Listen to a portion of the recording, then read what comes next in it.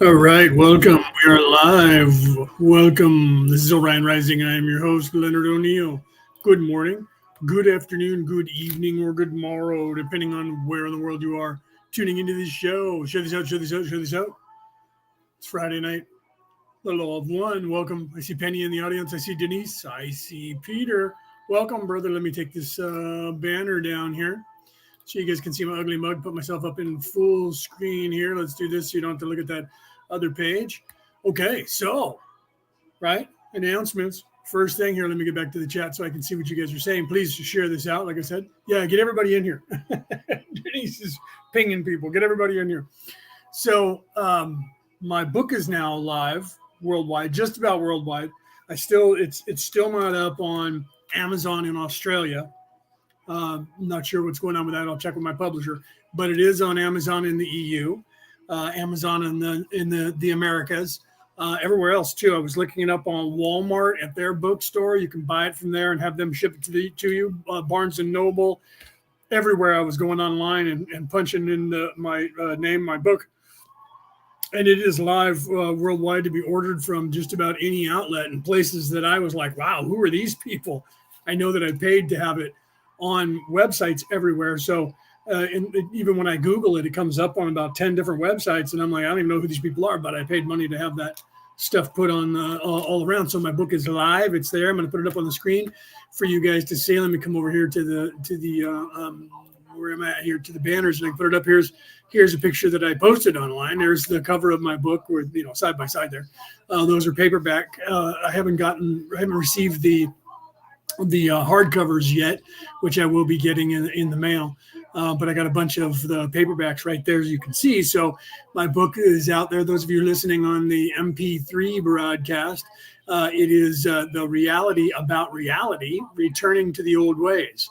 You can find that anywhere online, wherever you are on the planet, except for Australia. If you're looking in Australia on Amazon in Australia, it's not on that website to be shipped to Australia, or to Sydney at least. So I'm sure you could get it from other websites.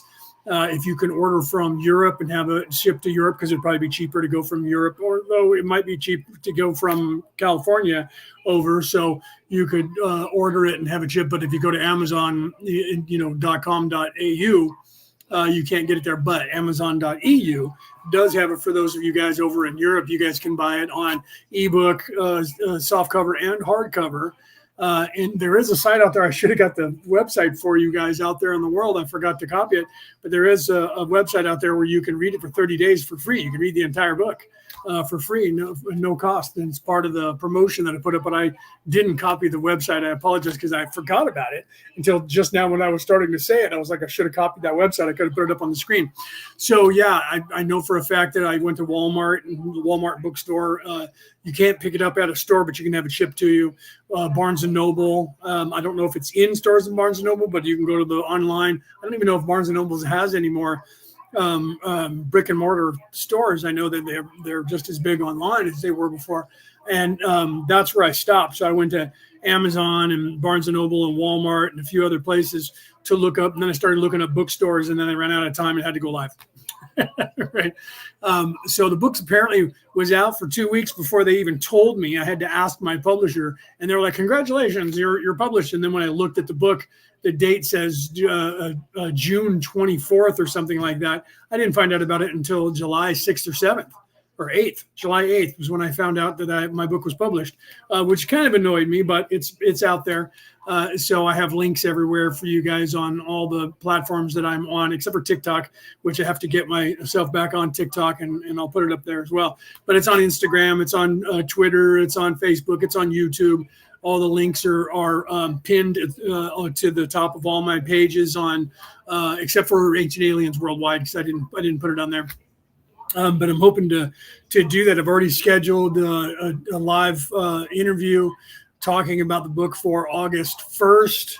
I don't know what day that is. Thursday, I think it's a Thursday. I'll be live with Augie Nost and Corey Love on their, I think it's Broadcast Team Alpha, but they have a couple of different podcasts, so I'm not sure which one.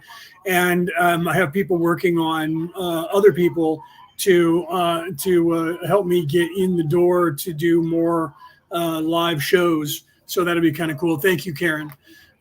So yeah, that's actually really, and welcome, Karen, by the way. Welcome, Cassie.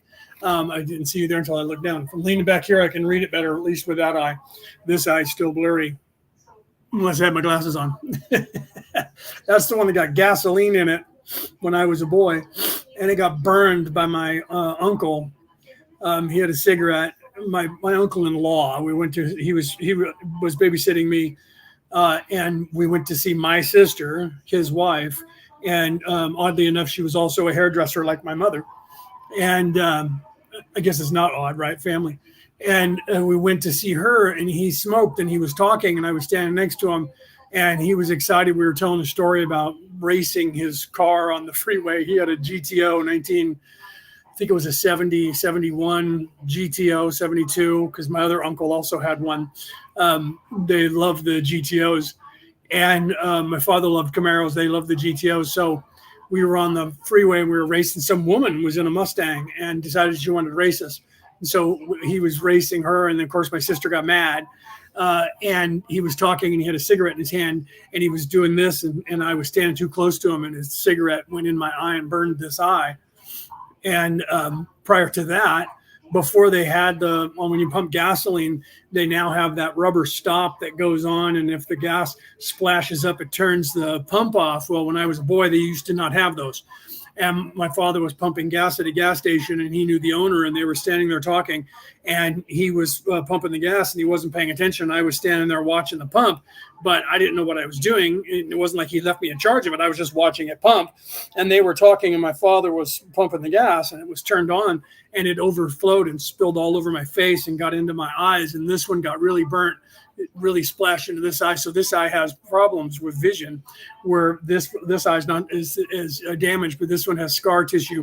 And then one time I was lighting a match in about 2010 and I lit the match and a piece of the match broke off and shot up and hit me in the same eye and burned the eye and I had a blister on it for a while. So this eye has had all kinds of damage. Same eye that Odin went blind in. My father pointed that out to me when I was a boy. Be careful. You don't want to go blind in that eye. You know, Odin went blind in that eye and you don't want to start getting a big head and think you're Odin or have other people thinking you're Odin. So I thought that was funny that he made sure to tell me that because, Odin lost that left eye of his so that he could see the future and the past. And you only saw out of this eye, the present.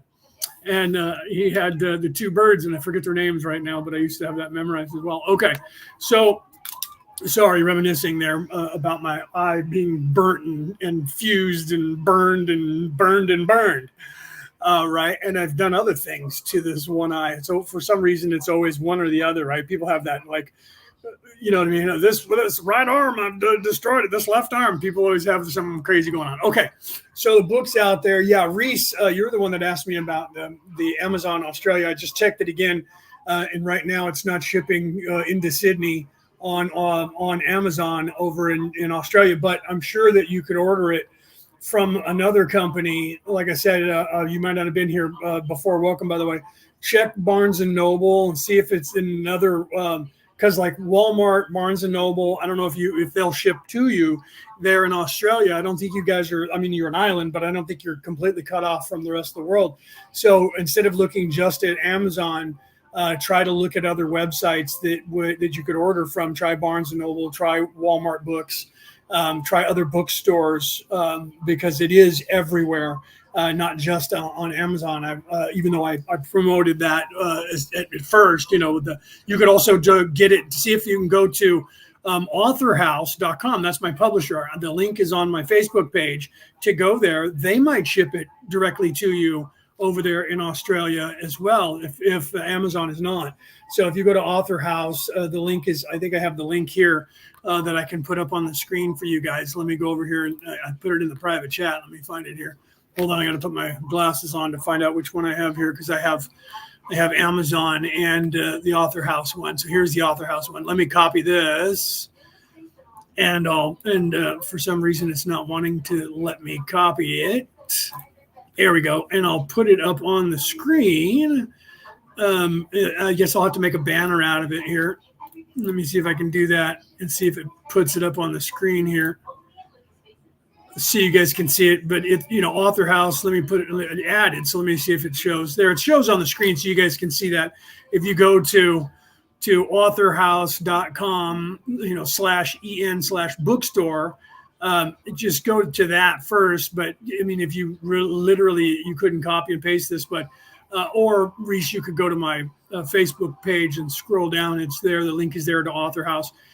They might ship it to you guys, to you over there in Australia directly, and just go around Amazon and go to somebody else. Like I said, try Barnes and Noble, whatever your major bookstore is that's over there. Cause I know that I know it's going out to over 100 countries and like 150 different websites around the world. So I'm sure that somewhere Australia was not left out of the package that I paid for with the author to the printing press, the publisher, to get it out there to you guys. So some way it'll ship to you, but unfortunately you might have to pay a little bit more, to get it. But if you're getting it from LA or something, that's a faster target out to Australia than if you're getting it from Europe. You know what I mean? For you over there. So otherwise, I'm not exactly sure. I'll have to contact more people in Australia, and have them look it up for me. I know a lot of you guys over there in Australia.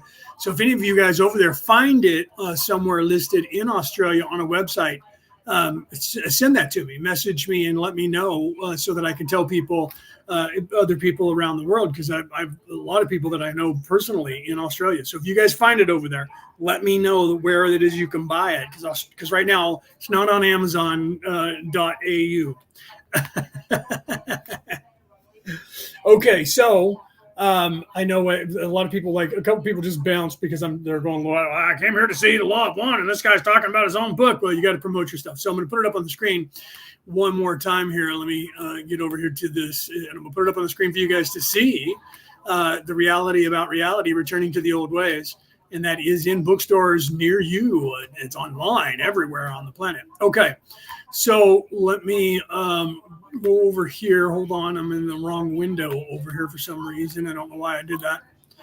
I got stuck over there in a weird place. Okay, so we're on session 51, 52. We'll play it. I don't even know. I wasn't sure what question we were on. I believe that I got us back to where we were.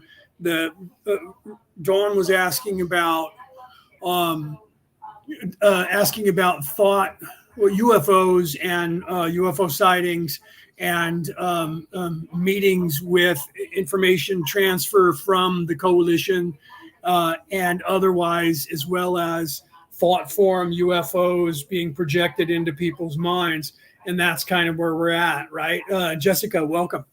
Hi, by the way. So that's kind of where we're at in the session. So I got that primed, and we'll get started on that. But I wanted to promote my book because it is published and it is out there for you guys to, and the links are, I didn't put it in the chat, but I did put it up on the screen for a second. But you can go to, if you're on any platform, you can go and at least see the cover of the book and look it up for yourself. Like I said, here it is. I'll put it up on the screen again.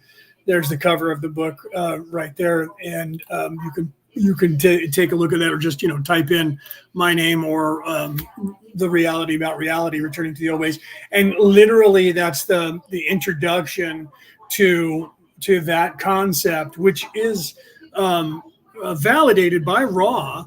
And what Ra is talking about with the Orion Crusaders. You guys know them as whatever the secret society's names around the world. Most people in the alien industry call them the Anunnaki. I don't want to get involved in that again. I talk about that in my book, as well as a lot. It's a pet peeve of mine because that word doesn't exist the way everyone thinks it is, and there's no race of people called the Anunnaki. But it doesn't matter. The concept in your mind, just like, the Bilderbergers, the Illuminati, the Skull and Bones, whatever you have as a secret society that you're aware of from around the world. And there's many, and every country has their own grouping, and it's all the same people working around the world. They don't go by one single name, because if they did, they would get too popular and too many people around the world would know about them. But it is the modus operandi of the Orion Crusaders, who came here and took over 23 solar systems in this sector of the universe. and many others, but just in this sector, it was 23. Of those 23, all but 2 are completely freed, and this one happens to be one that is not completely free. They're not here anymore. They've already left. We chased them away, but the residuals are still here, and it's still going on. The insane asylum is being run by the insane people now, so that hasn't been fixed yet, but it's changing. Some places are flipping, like England just flipped to their progressive party. We'll see what happens there, but they're not the Labour Party, but the Conservative Party was already acting like the progressives anyway. So it can't get much worse for you guys over in the UK, but you'll have to learn, just like people here in America are trying to figure it out. New Zealand flipped back. They were like, oh man, what just happened to us? We're done with this. Germany's just about done. France is fighting. Macron is holding on really tight, and they're rigging the election over there to stay in power. So there's a lot going on in France, and things keep going the way they're going. Everybody's afraid, because if it flips in America, everybody else will decide that they're done with it too. So we'll see what happens. And, where France goes, usually America goes. So if they're going to flip, we'll end up flipping.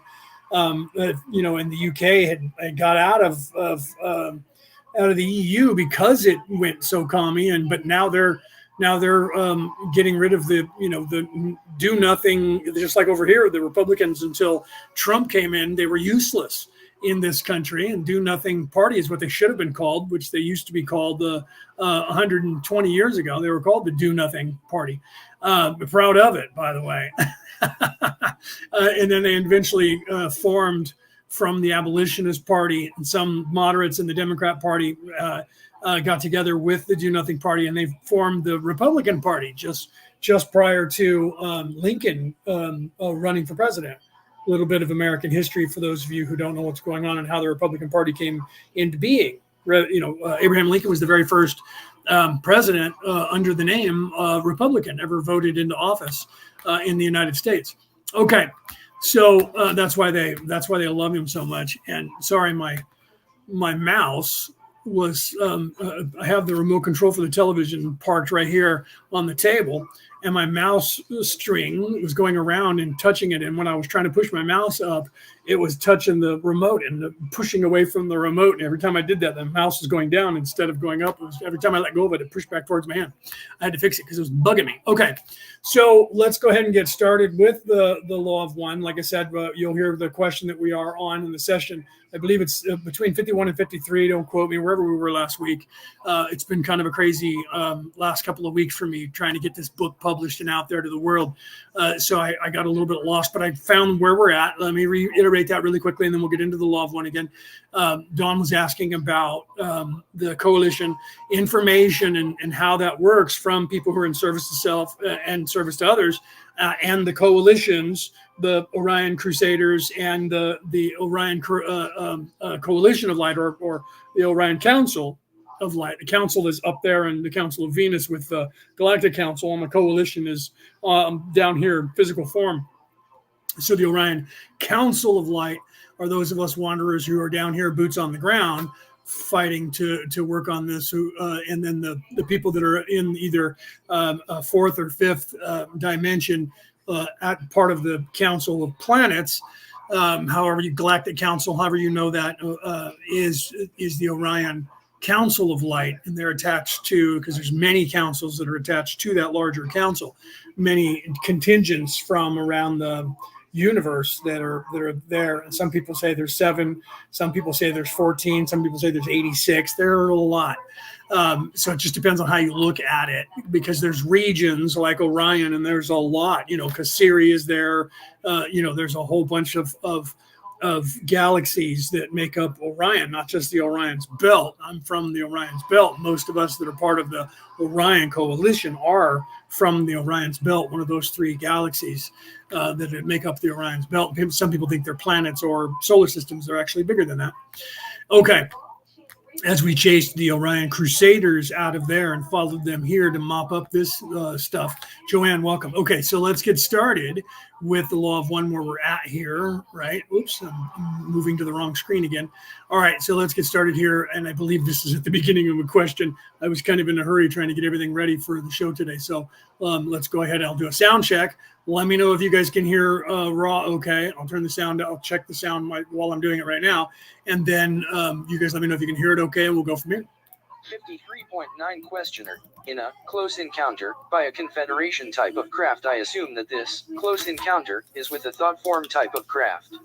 Do wanderers within the past few years have close encounters with landed thought form type of craft? Ra. I am Ra. This has occurred, although it is much less common than the Orion type of so-called close encounter. We may note that in a universe of unending unity, the concept of a close encounter is humorous, for are not all encounters of a nature of self with self? Therefore, how can any encounter be less than very, very close?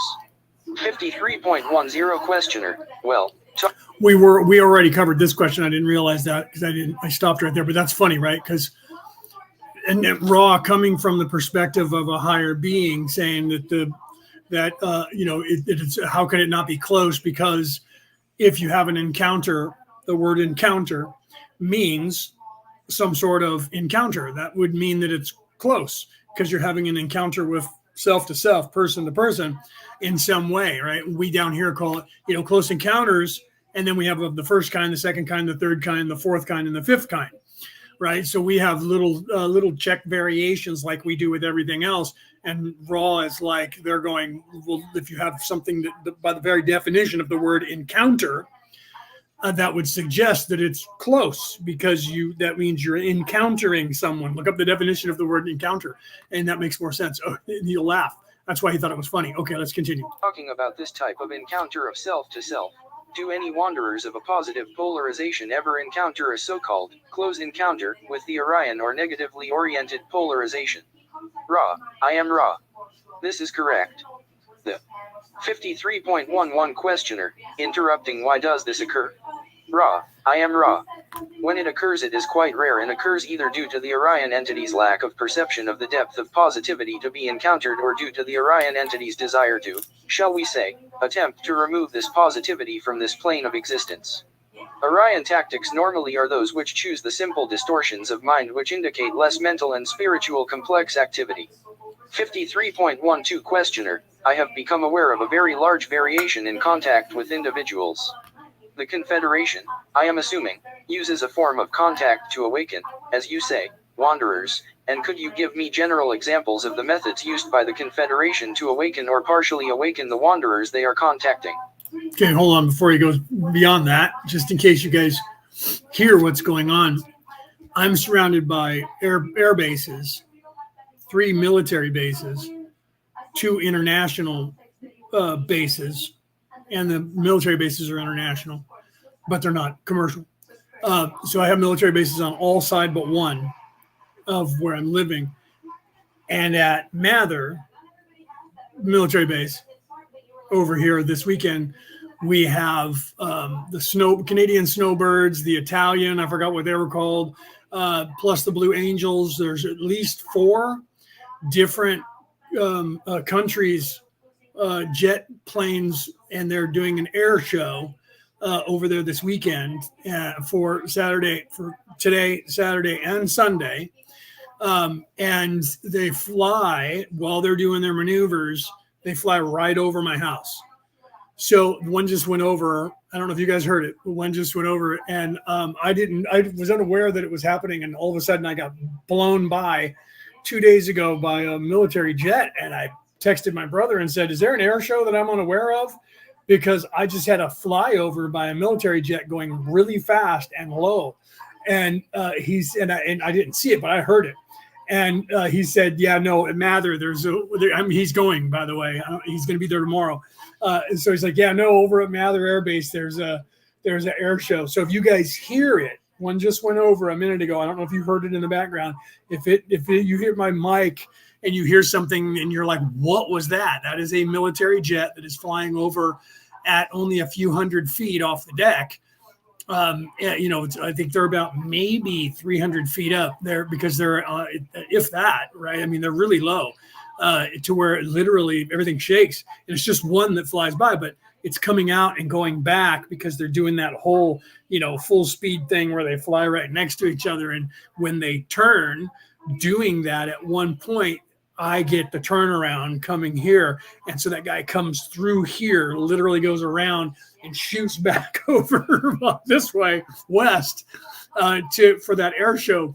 And it happens at least once an hour when they're doing that. And so on the weekend, it's because there's more shows going every hour on the hour. That happens 2 or 3 times an hour, every half hour or so, there's a jet flying by. So if you guys hear that, I just want to let you know that. Okay. So let's continue here with what Raw is asking. And when he says confederation, that's the word that Raw was using for Dawn. That means coalition. When he refers to the confederation, he's talking about the Orion coalition.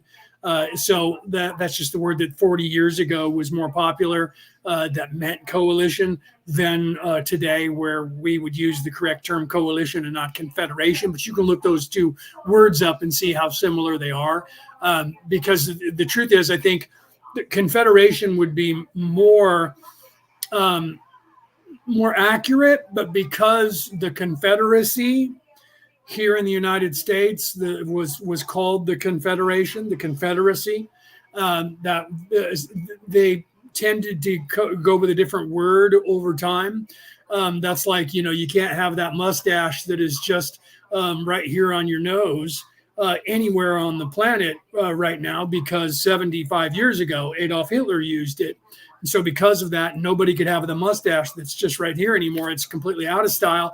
And if you grow one, people go, what are you, Hitler? So it's literally synonymous now with Adolf Hitler. The same with the Confederate flag here in the United States. And a lot of people say it's racist just because the flag is what it is and what it represented.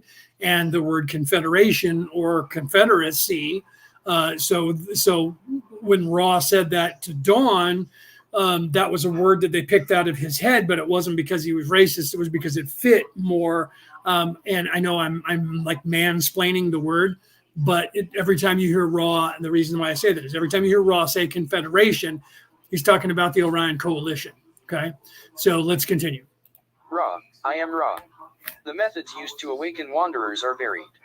The center of each approach is the entrance into the conscious and subconscious in such a way as to avoid causing fear and to maximize the potential for an understandable subjective experience which has meaning for the entity. Many such occur in sleep, others in the midst of many activities during the waking hours. The approach is flexible and does not necessarily include the close encounter syndrome, as you are aware. 53.13 Questioner, what about the physical examination syndrome? How does that relate to wanderers and to confederation in Orion contexts? Ra, I am Ra. The subconscious expectations of entities cause the nature and detail of thought form experience offered by confederation thought form entities. Thus, if a wanderer expects a physical examination, it will perforce be experienced with as little distortion towards alarm or discomfort as is allowable by the nature of the expectations of the subconscious distortions of the wanderer. 53. Right. So we are on session 53. So before we get on to the next one, let's talk about that a little bit, because I think he gets into that. Dawn gets into that right now, but most of the experimentation or physicality of what goes on in these abductions are either the negative entities trying to give you the negative aspect of look out, big bad aliens are going to come and get you and do experiments on you, because they're trying to keep anybody from in any way ascending to and opening up your mind to the possibility of life outside of Earth, other than be afraid they're going to eat you, turn you into a slave, or poke and prod on you and do all kinds of experimentation on you. So fear is what they're trying to push, and this is what Ra talks about. But it's not always alien entities doing it, but you think that it is because they're projecting that to you. There's a lot more that are people from this earth that are doing crappy shit to people and making you think that it is actually aliens. And Dr. Stephen Greer talked about that a lot years ago when he was talking about how they were trying to come and kidnap him and have him taken. And he realized that it wasn't UFOs doing it. It was actually our people, but they project into your mind that it is a UFO and they do stuff. So there's a lot of things that they're doing, experimenting on people. But then there is some that are the Greys and a few other aliens, the Draco, but it's mostly the Draco technology. But the Greys are those two groups that don't have a soul, that are actually computers, they're robots. Those ones are the ones that are trying to figure out how to recreate the pneuma, the spark of life. And they're trying to figure out if they can interbreed with humans, so they have hybrids, because they're trying to see if they can get souls implanted into their species, because they're going to die out, because they're just copies of a copy. And they put that into the Stargate SG-1 television series, where they talked about the Greys, where they were a copy of a copy of a copy, and they were degrading. That was actually true. And so there are some that are in service to self and in service to others. They're 3D, and in 3D you have the same dynamic that we have, give or take percentages. So anywhere you go that's third dimensional life, you're going to have good and evil people mixed in, and evil people are going to be hiding from good people, and they're going to be trying to seek power and control and do hideous stuff to people. That's the nature of the beast. That is the secret of the beast, the nature of the beast.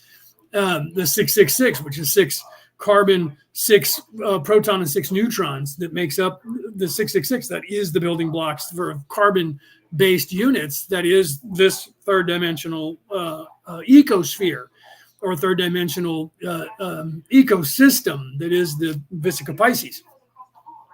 So everywhere you go in the universe where it's third dimension, you have the same dynamic. The difference being that the percentage to good to evil varies depending on the actual logos that you go to. So it's very possible, and you need to realize this, that somewhere in the universe there is a planet that you go to that is 90% evil and 10% good, and everywhere in between that. We're on one that is 14% in service to self and 86% in service to others. And you're somewhere on the spectrum, of completely neutral to one or the other. And even the people who pretend they're neutral, they've already made a decision. There's nobody that really is in the center that goes, well, I'm both. Because if you're both, you actually are in service to self. You just are in service to self when it suits you, and in service to others when you don't. That's the very definition of being in service to self, is that you only allow people to see you for who you truly are once you have control over them, and they're living by your leave, right? Okay, so hi, Joanne. Hi, Rick. I didn't say hello to you guys. You're talking in the chat and I didn't say hello. All right, so let's continue. So I just wanted to point that part out before we went any further. So in a lot of what's going on when you're being abducted, the majority of them are thought abductions. They're not actual physical abductions, but there are still 10% of the abductions are actual physical abductions, where a physical craft comes and grabs you and then does stuff to you. The rest of it is done with a narrative. They're either trying to access your mind to access your memories, because there are people that don't have this kind of existence, and so they record your memories like it's a movie and play it for their people, because this is not what some people in the universe want to have happen, is being in this kind of reality where the world is as dangerous as it is. So they live by proxy through us, and a lot of them will come here, and our experiences are very valuable. They can sell the experiences to people.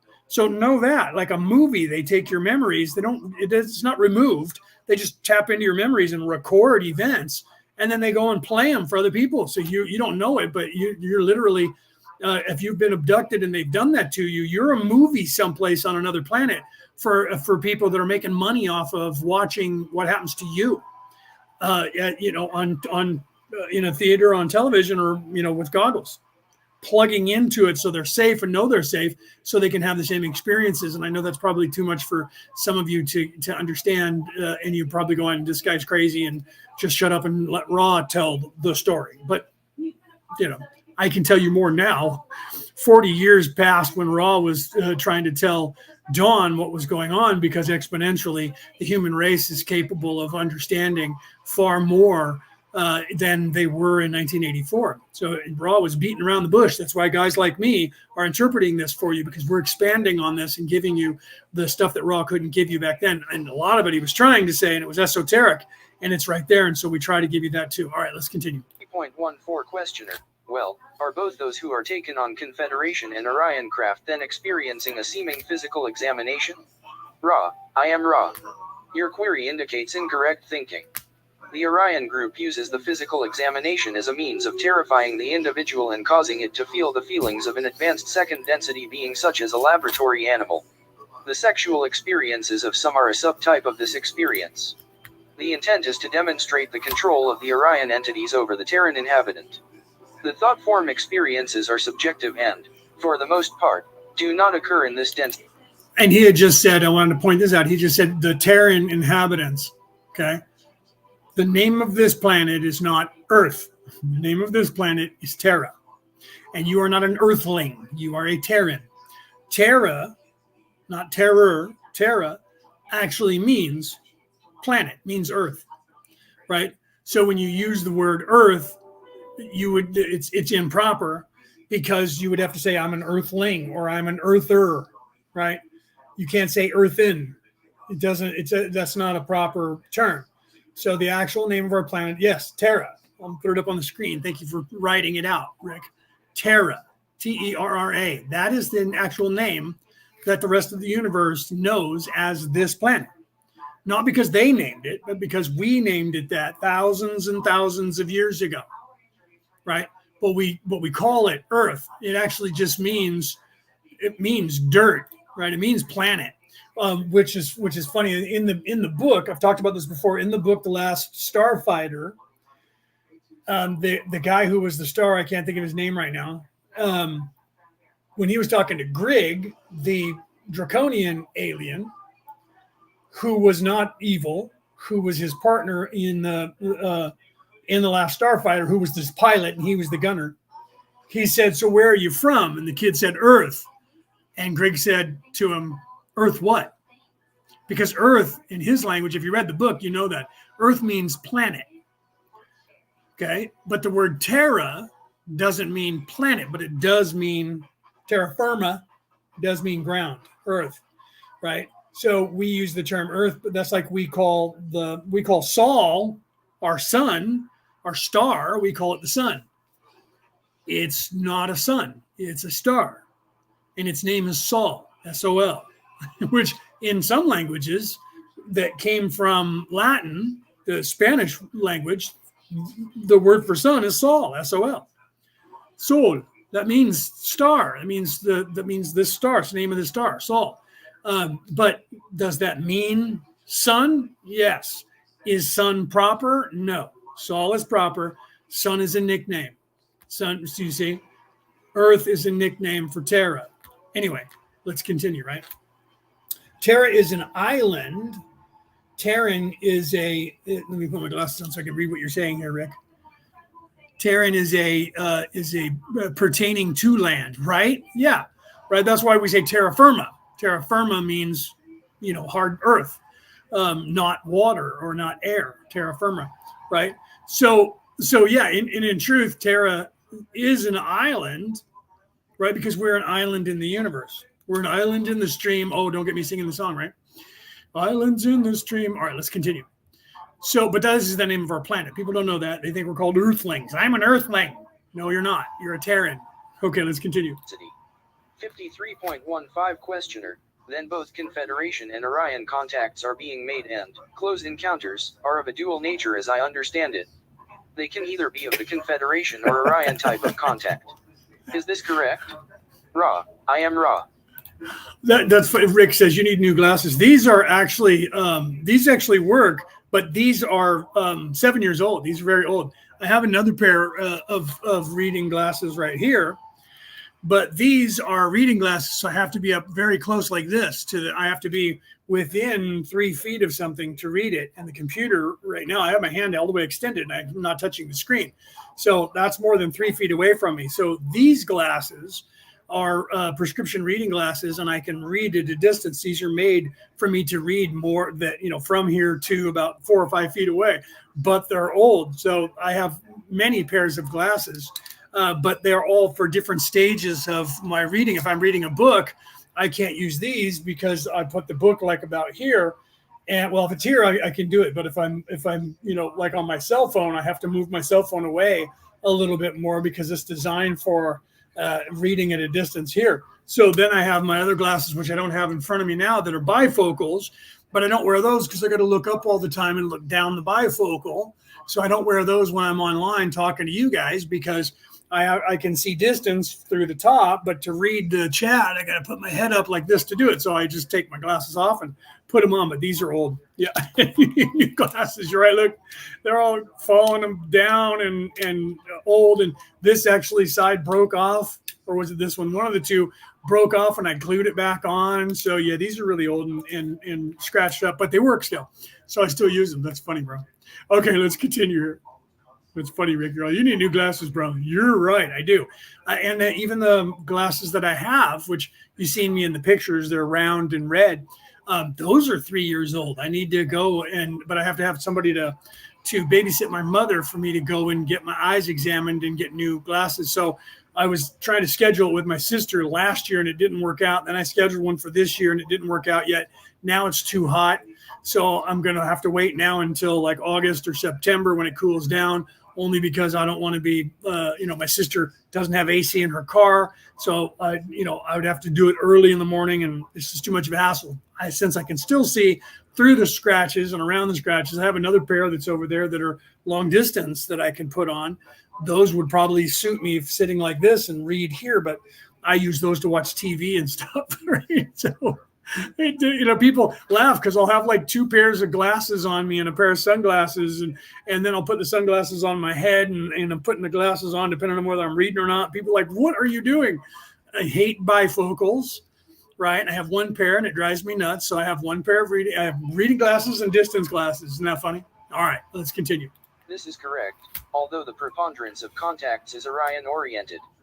53.16 questioner. Well, we have a large spectrum of entities on Earth with respect to Hive stability, both positively oriented and negatively oriented. Would the Orion target in on the ends of this spectrum, both positive and negatively oriented, for contact for Earth entities? I mean, Ra, I am Ra. This query is somewhat difficult to accurately answer. Yeah. However, we shall attempt to do so. The most typical approach of Orion entities is to choose what you might call the weaker-minded entity that it might suggest a greater amount of Orion philosophy to be disseminated. Some few Orion entities are called by more highly polarized negative entities of your space/time nexus. Right. So the Jedi mind trick works easier on people that are weaker-minded. And that is an actual fact. People know that here. So not just the Jedi mind trick, but mind tricks work on people who are simpler minded, easier. You can convince them of stuff. And I've proved this many times. I told the story one time when I was having this conversation with my roommate, and she said, that's just not true. You can't just convince somebody of something like that. And I said, yes, you can. It's easier than you think to do, depending on the person and how convincing you are. And she said, you can't prove it. I said, yes, I can. I said, your mother is on her way home, right? She said, yeah. I said, okay. I don't want you to tell her anything. I just want you to sit and observe. And I'm going to tell you what I'm going to do. And I said, and you just observe until after I do it. And then you ask your mother. And she says, what are you going to do? And I said, your mom's going to come walking in. And as she's talking and telling the story of her day, I'm going to see a mouse on the ground run into the kitchen. I'm going to point at the mouse and I'm going to say, there's a mouse. Look, there it goes into the kitchen. And your mother is going to see the mouse. And she's going to believe she saw the mouse. And you're going to have a hard time convincing her that she didn't see a mouse. She said, there's no way. My mother's too smart for that. And I said, okay. So when she gets here, let's just watch. So when she came in, I literally did that. I went, whoa, look at that. There goes a mouse. It's going right into the kitchen. Did you see that? And I looked up at her and she said, oh my God, yeah, there it is. Her daughter says to her mother, you did not just see a mouse. She goes, yes, I did. It was right there. It ran into the kitchen. He saw it. She spent 5 minutes trying to convince her mother that she did not see what I told her she saw. And she was adamant that she saw a mouse and that it ran into the kitchen just like I said. I implanted the thought, every part of my voice, the way I moved, pointing at it, even giving it motion, and then getting her to agree. It built up that image in her mind, and she believed that she saw that. She was not a stupid person. But my roommate looked at me and went, wow, tell her she didn't see a mouse. And I looked at her and said, you didn't see a mouse. I made it up. Auto-suggestion. Yes, let's put that up on the screen. Paulie said that. Paulie Sullivan, is it Sullivan? Yeah, let me back up where I can see. Yes, auto-suggestion.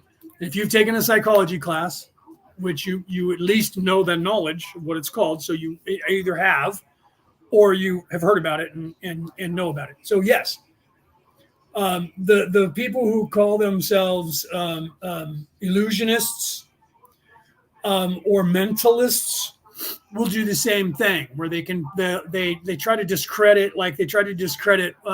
psychics, and they'll say anybody can become a psychic. If you're a mentalist, you can just convince people and they'll believe that you're a psychic, because they use auto-suggestion on the crowd and on individuals. And if you're paying attention to what's going on, you can do this and you can convince people that they're seeing something they're not, that they believe something that they don't. On television and in movies and on social media, that's called propaganda. And they're doing it to you 24 hours a day. Commercials are doing it to you. 1,000% of every commercial you see or hear or both is doing that to you.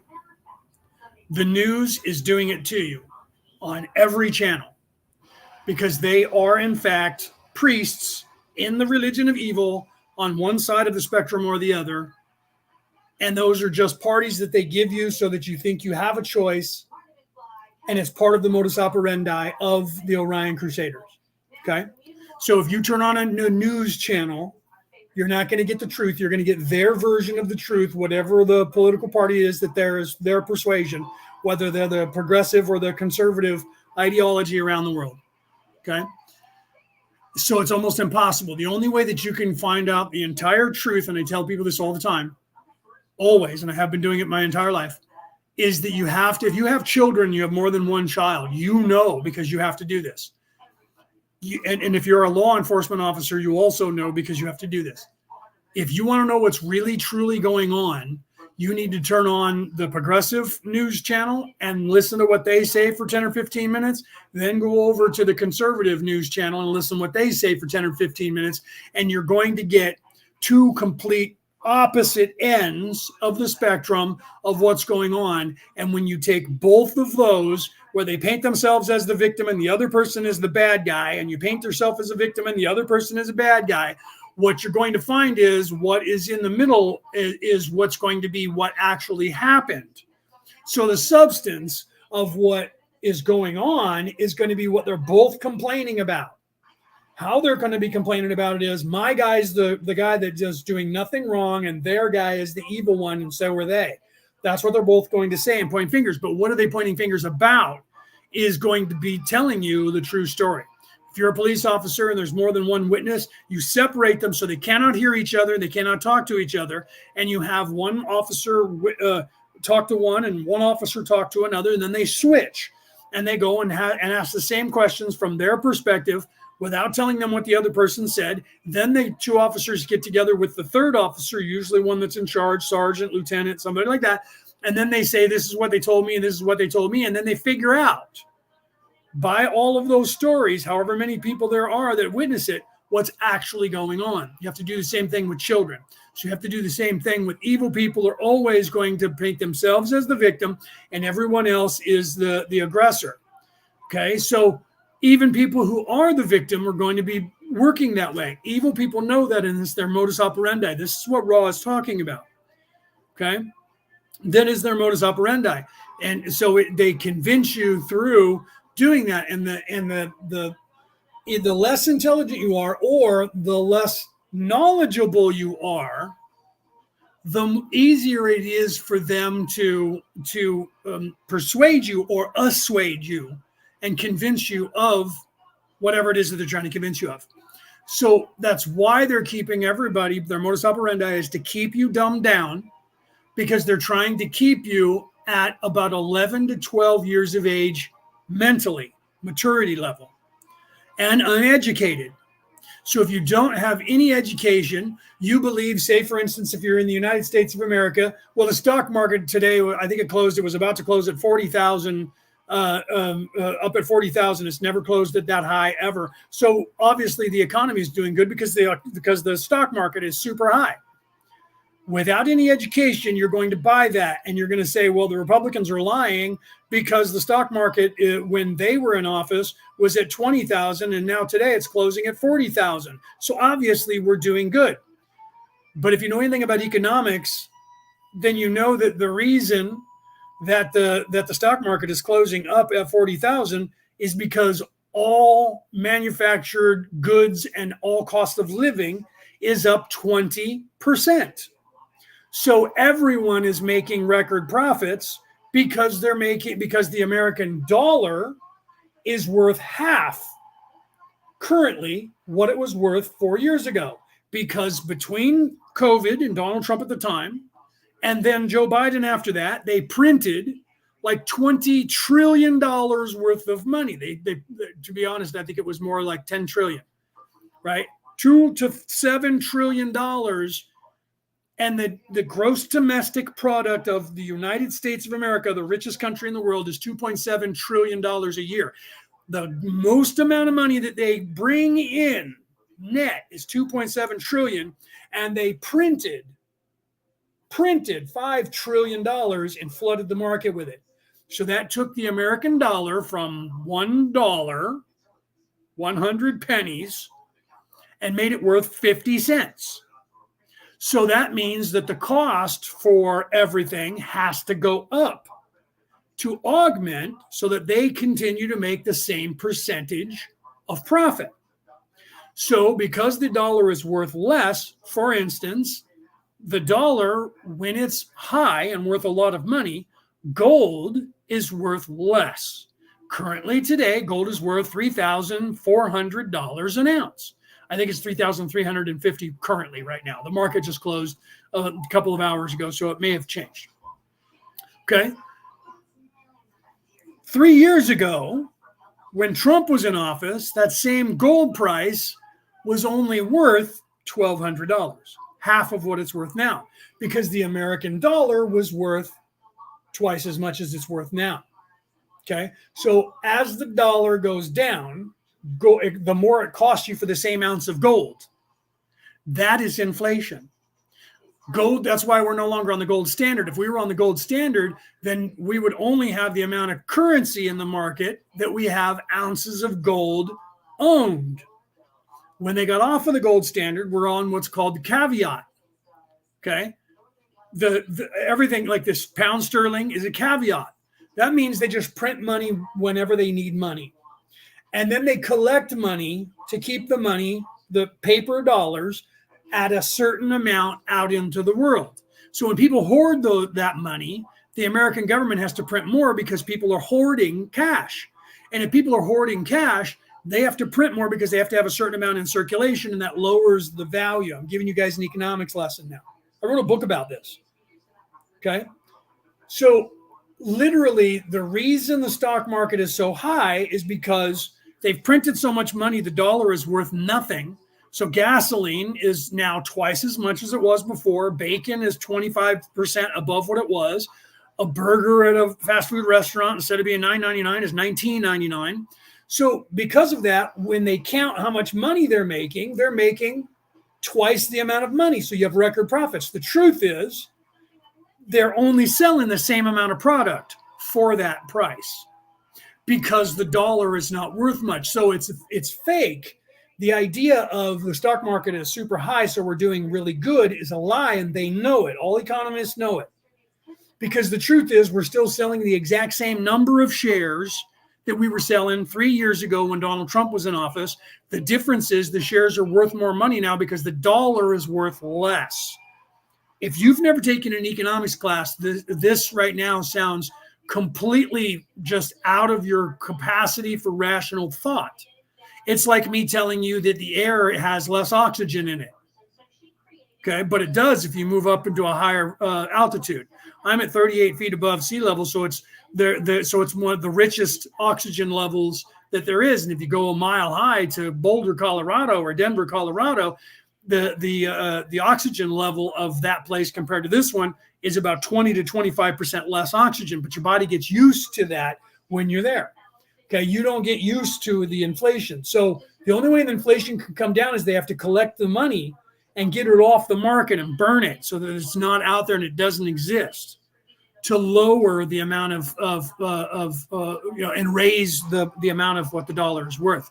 Okay, so you need to understand that is part of them lying to you, using the Jedi mind trick on you. And this is going on worldwide because they all printed money to keep everybody alive during COVID, and it lowered the euro by half. It lowered the pound sterling by half. All money around the world depreciated in value by 50% since 2019 because they flooded the world with all this extra money that is just printed. So the more you have, it's supply and demand. The more supply you have, the less demand that there is for it. So they have to continue to lower the supply so that it stays at a higher value. Well, they printed all this money and they haven't been able to collect it. Do you understand that? I don't know if you guys understand that. Okay. So Julie, what do you yell? Are you yelling at him? She's yelling, Leo, right? Hi, Julie. I don't know if you were trying to get my attention because you guys were saying something and I didn't have my glasses on. Right? Yeah, Mr. Magoo, right? Yeah, I apologize for that if it drove you guys crazy. But you have to understand that all of what they're telling you that everything is okay is really a lie. But they have to tell you that because if you get scared and start hoarding your money and you don't give it back to them, they don't want you doing that. That's why they're trying to go on to everybody to get rid of paper money and coin money and go on to digital currency because it's easier for them to just delete some of it and keep control of it. If you actually have cash and you hoard it in your house and you hide it under your mattress or wherever, bury it underground, or you buy gold and silver, but I wouldn't buy it now because it's at a high price because the dollar. You want to buy all these precious stones, gems, gold, silver. You want to buy that when it's at a low price. Same thing with the stock market. But they get you afraid by using this Jedi mind trick, so to speak. This mind suggestions, auto suggestion into doing that, but through fear. This is the modus operandi that Ra is talking about. And they do the same thing when it comes to UFOs, when it comes to your experience, if you get abducted by them, right? So let's continue, right? Oh yeah, Julie said, no, I was just happy to see you. Oh, I know. Welcome, Julie. It's been a minute, right? So I'm glad to see you. You're over there on YouTube. Right. So those of you who are wondering how I'm talking to this person, I don't see her comments. Right. Julie's on YouTube. So, OK, let's continue with Robert. This is the modus operandi that was trained and taught to evil people, to people in service to self, was brought here. This knowledge was brought here by the Anunnaki, the Orion Crusaders. And this knowledge was passed on to all the people that are evil, and they're doing it. Government officials, people who are evil, 14% of the population. Of that 14%, it's really 1% that's controlling everything. And they don't want you to have any knowledge. They don't want you to know what I know. But it's there. If you want to take courses, you can take economics. You can take global economics, world economics. You can take civics classes. All this stuff is there for you still to take. Because of free will, they have to leave it there for you to take. But they don't teach it for free anymore in schools the way they did 40 years ago when I was in school as a little boy. We were taught economics. We were taught, the civics. We were taught all of this stuff. We were taught about government and how governments work, and not just government, but the different governments like a polyarchy and oligarchy and all the different types of forms of government that you guys probably have never even heard of. in your lifetime because they don't teach it anymore. So we understood and understand all these different things that are going on. And when you hear like the news agencies talking about this, well, this Russian oligarch. Well, we have oligarchs in the United States. You have oligarchs in Australia. You have oligarchs over in Europe. They just don't talk about those oligarchs. They always talk about oligarchs in other countries. But the people that are the 1%ers that own everything, they are oligarchs. Look up that word oligarchy. Look up the word oligarch and find out what that means. All right, let's continue. In this case, they share information just as we are now doing. However, this is a risk for the Orion entities due to the frequency with which the harvestable negative planetary entities then attempt to bid in order the Orion contact, just as these entities bid planetary negative contacts. Oh, and did I say hello to Joanne? Hello, Joanne. I apologize if I didn't. I saw you there earlier when Rick was talking to you, and I didn't say, I don't think I said hello, so I don't want to have you think that I was ignoring you. I apologize for that. Let's continue. The resulting struggle for mastery, if lost, is damaging to the polarity of the Orion group. Similarly, a mistaken Orion contact with highly polarized positive entities can wreak havoc with Orion troops unless these crusaders are able to depolarize the entity mistakenly contacted. This occurrence is almost unheard of. Therefore, the Orion group prefers to make physical contact only with the weaker-minded entity. 53.17 Questioner. Then in general I could say that if an individual has a close encounter with a UFO or any other type of experience that seems to be UFO related, he must look to the heart of the encounter and the effect upon him to determine whether it was Orion or Confederation contact. Is this correct? Ra, I am Ra. This is correct. Thank you, Julie, Joanne. Yeah, 3 times. Sorry, I just look in the crowd and I try to make sure I say hello to everybody. And then I was like, did I say hello? And I'm running around, blah, blah, blah, blah, blah, hi, blah, blah, blah. You know what I mean? All right, let's continue. If there is fear and doom, the contact was quite likely of a negative nature. If the result is hope, friendly feelings, and the awakening of a positive feeling of purposeful service to others, the marks of Confederation contact are evident. Right? So that's how people say, well, how can I tell the difference of what's going on? There you go. Depending on everything, that's like if you're hearing information over on the left ear, that's usually negative, and the right ear is usually positive. Not always, but most of the 99% of the time. So any medium will tell you that when they get information, it's always coming from this side. Positive information comes from the right side.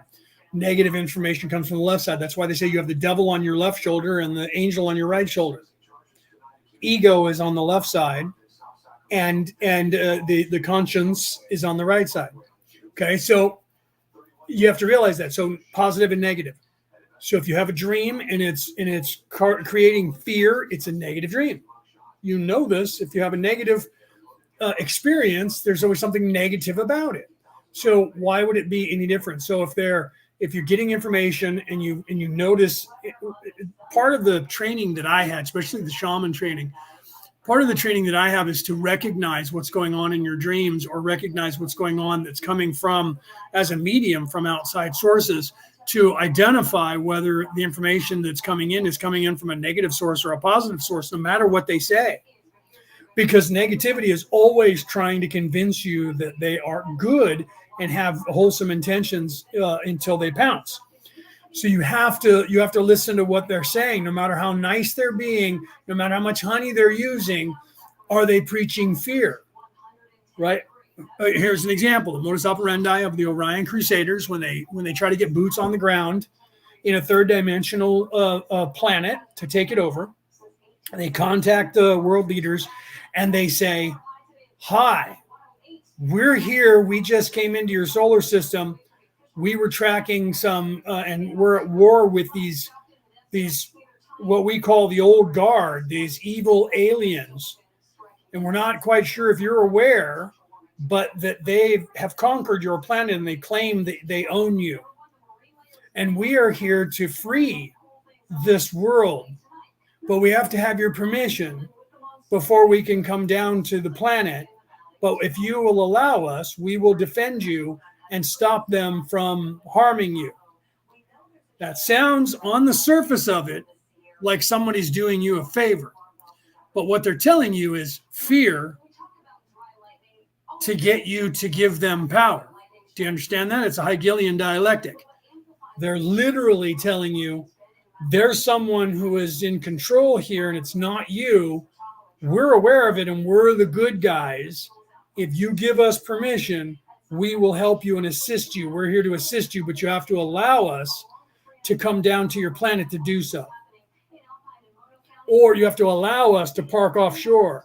That somehow they need access to people down here and the planet down here. That's the only way they can. They're the vampire knocking at the door. The vampire can knock at your door and you can answer the door, but the vampire can't come in unless you invite the vampire in. That's the whole purpose of those vampire stories, by the way. Okay? So that is the way it works, free will. The only way they can get around free will is you have to give up, you have to willingly give them permission. So they try to get around it by giving you a negative in the guise of a positive, wolf in sheep's clothing. You know all of the terms that are being taught to you in your fables, in your nursery rhymes, right? You know, my, what big eyes you have there, Grandma, right? Little Red Riding Hood is teaching you the lesson. Don't judge a book by its cover. All of these sayings are teaching you, trying to teach you the lesson of be careful what you wish for. You might just get it. All of these sayings are parables teaching you the same lesson. You're taught that your entire life, but what they're not telling you is nobody gets to the adult story, which is what I'm telling you now, and says, this is why you need to know all those things. Okay? This is why you need to know all those things. It could save your life. Just because somebody's knocking at your door doesn't mean you answer it. That's why we put a hole there for you to peek out of. We used to have a little window that opened up so the door stays secure and you can see who's out there. Look out a window, whatever. Okay? Because if you open the door, they stab you, shoot you, whatever, they can get in, push their way in. If the door is bolted and it's locked, they can't get in. So that's why you're taught these things. But then the vampire still can't come in because they don't belong in there. Aliens can't come down here without the free will being usurped. They have to get someone to convince them do you speak for your world? Yes, I do. If you guys ever saw back in the day in the early 80s, 82, I think it was, the movie Ghostbusters. In that movie, they had the same dynamic being taught to you. There was this guy who was creating these buildings. What was his name? I can't remember his name now. He was creating these buildings, and it happened to be this New York building that what's his name's girlfriend was living in. Was created by this guy, and he was trying to bring about from a different dimension an evil god to come into this dimension in New York City and to take over this earth. So when this god was trying to show up, they were there to try and stop the god. And this evil god, when they say, Gozer the Gozerian, you need to go back to where you came because you're here illegally and you have no right to be here. Gozer the Gozerian says, are you a god? Okay? Because Gozer's not going to fear a mere mortal. But if this is a god speaking to me, it's going to change things because there's a dynamic that is going on that most people are not aware of. And then unfortunately, Ray says no, and then she says, then die, and she starts attacking them. Okay. Had he said yes, he wouldn't have been able to back it up, but it would have paused her for a second and they would have realized she was going to attack. Right? Okay. So the whole purpose of that was, again, to teach you that. So you have to realize free will. Free will is a thing. You have it here. They're taking it from you. This is the modus operandi of the Orion Crusaders. Rawls talking about this. They're taking that away from you by proxy without you being aware of it, that they're taking it from you. And how are they doing that? They're using the Jedi mind trick on you from birth, and they're brainwashing you. And now they're brainwashing you in all the schools as well. So people will say, oh, well, you're in the school and they're giving you the national anthem here in the United States. We have to worship the flag. We need to stop them from doing that. Well, why don't you pay attention to all the other things they're brainwashing you with? Right? Because all of us, I'm worried about politics because we need to have a separation of church and state. You know who said that? The people who believe in the religion of state. Because that's the evil religion. Politics is the evil religion. They don't want the other religion telling them what to do. So we have to have, and then they try to tell you that politics is science. These are the memes going around the world right now. That politics is science and religion is fable. So they're telling you that stuff's not even real, but ours is backed up by scientists in fact. Why? Because they're paying the scientists. That's why people put out those reels that I shared last week that says 97% of all scientists agree with the person who's paying them. It's because they're paying them. They're paying them to agree with them. All right, let's continue. So literally all of that. Yeah, Bill Murray. Yeah, Bill Murray was in that movie. Yes, he was. But it wasn't Bill's character. It was Dan Aykroyd's character who said, "Well, no, I'm not a god." So it wasn't Egon. It was Ray. Ray was played by Dan Aykroyd. Ray Stantz was his character name. He played by Dan Aykroyd, and she asked him, and he was like, well, she's like, "Are you a god?" He's like, "Well, no." Okay, let's continue here. 53.18 Questioner. Thank you. I did not wish to create the wrong impression with the material that we were including in Book 1, and find it necessary to add some of this material. I know that it's transient, but it I believe is necessary for a full understanding or, shall I say, a correct approach to the material. I'll ask a few questions here. If you do not care to ask them, we'll skip them. I would like to ask, however, if you could tell me what, for the most part, or the major portion of Confederation entities, what they look like. Ra, I am Ra. The fourth density Confederation entity looks variously depending upon the, shall we say, derivation of its physical vehicle. 53.19 Questioner. Right, what kind of question is that? That's like saying, what do humans look like? Well, they're bipedal. It's about the only thing they have in common with each other. There's 7 different distinct DNA strands that make up, but they're depending on where the region of the world that their DNA came from, they're going to look completely different on their outer skin. They're all going to have the same bone structure, but it's going to vary as well, right? So what exactly do the Orion Crusaders look like? It depends on the race. Depends on if you're thinking of just a ship. It depends on the configuration of the planet they came from or the government that they're a part of.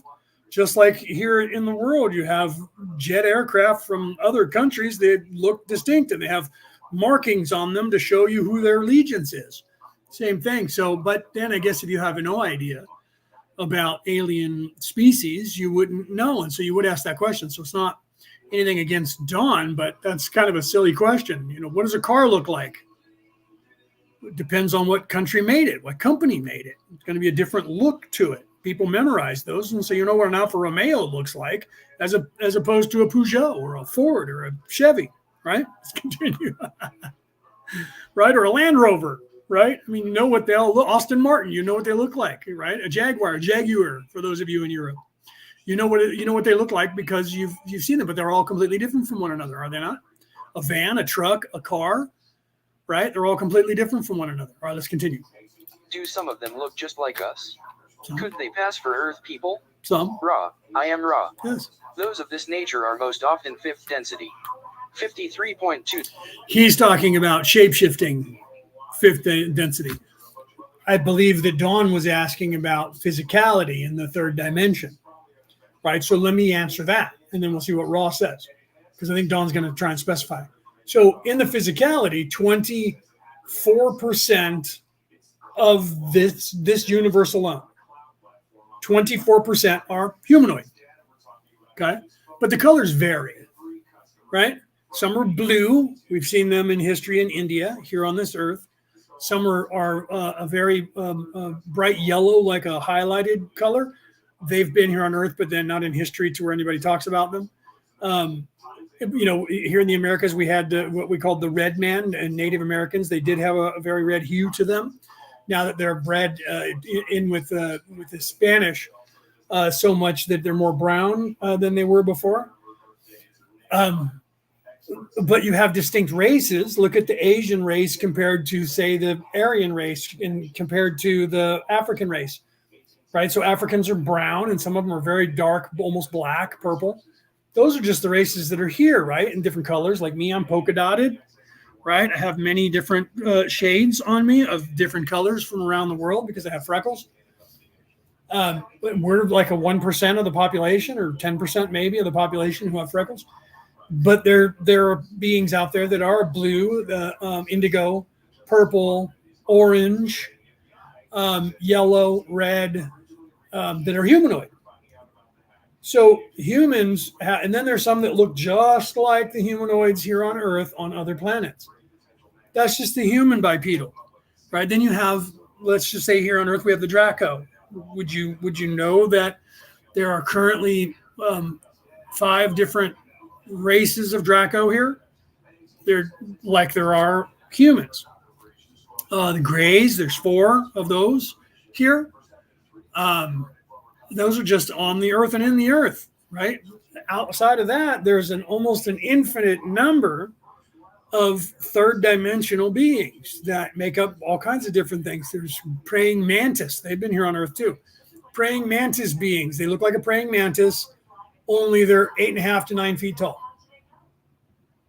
Okay. You can hear insiders will tell you the stories of the American government. They had to put you through, the reason that they had to put you through when you were in the military, if you're going to work on bases that had aliens, was because when they had security on a military base, and the very first time a praying mantis being walked down the hallway, the very first guard in the military died of a heart attack because it scared him to death. So then they said, we need to put people through rigorous training so that they won't react that way, because they're going to see things that are going to freak them the fuck out. Pardon my American. So whether you believe that or not doesn't make it not so, right? So you could say, you're crazy, aliens don't exist. Most people who say that will then say they're demons. They'll believe that they're demons before they'll believe they're another physical being from another planet. Right? They're this invisible thing that has to do with this invisible bad guy called the devil that come from this invisible place called hell, and that's his army, and they're evil, and they're trying to possess you because they want to possess your soul. Weirdly, because they don't ever possess your soul, they just possess your physical body. But listen to the people in those religions that are indoctrinated to that. That's been taught to them because they don't want you expanding your consciousness to the possibility of other planets having life forms on it. They would rather you believe that there's this evil demon. I'm not saying there's not demons, okay?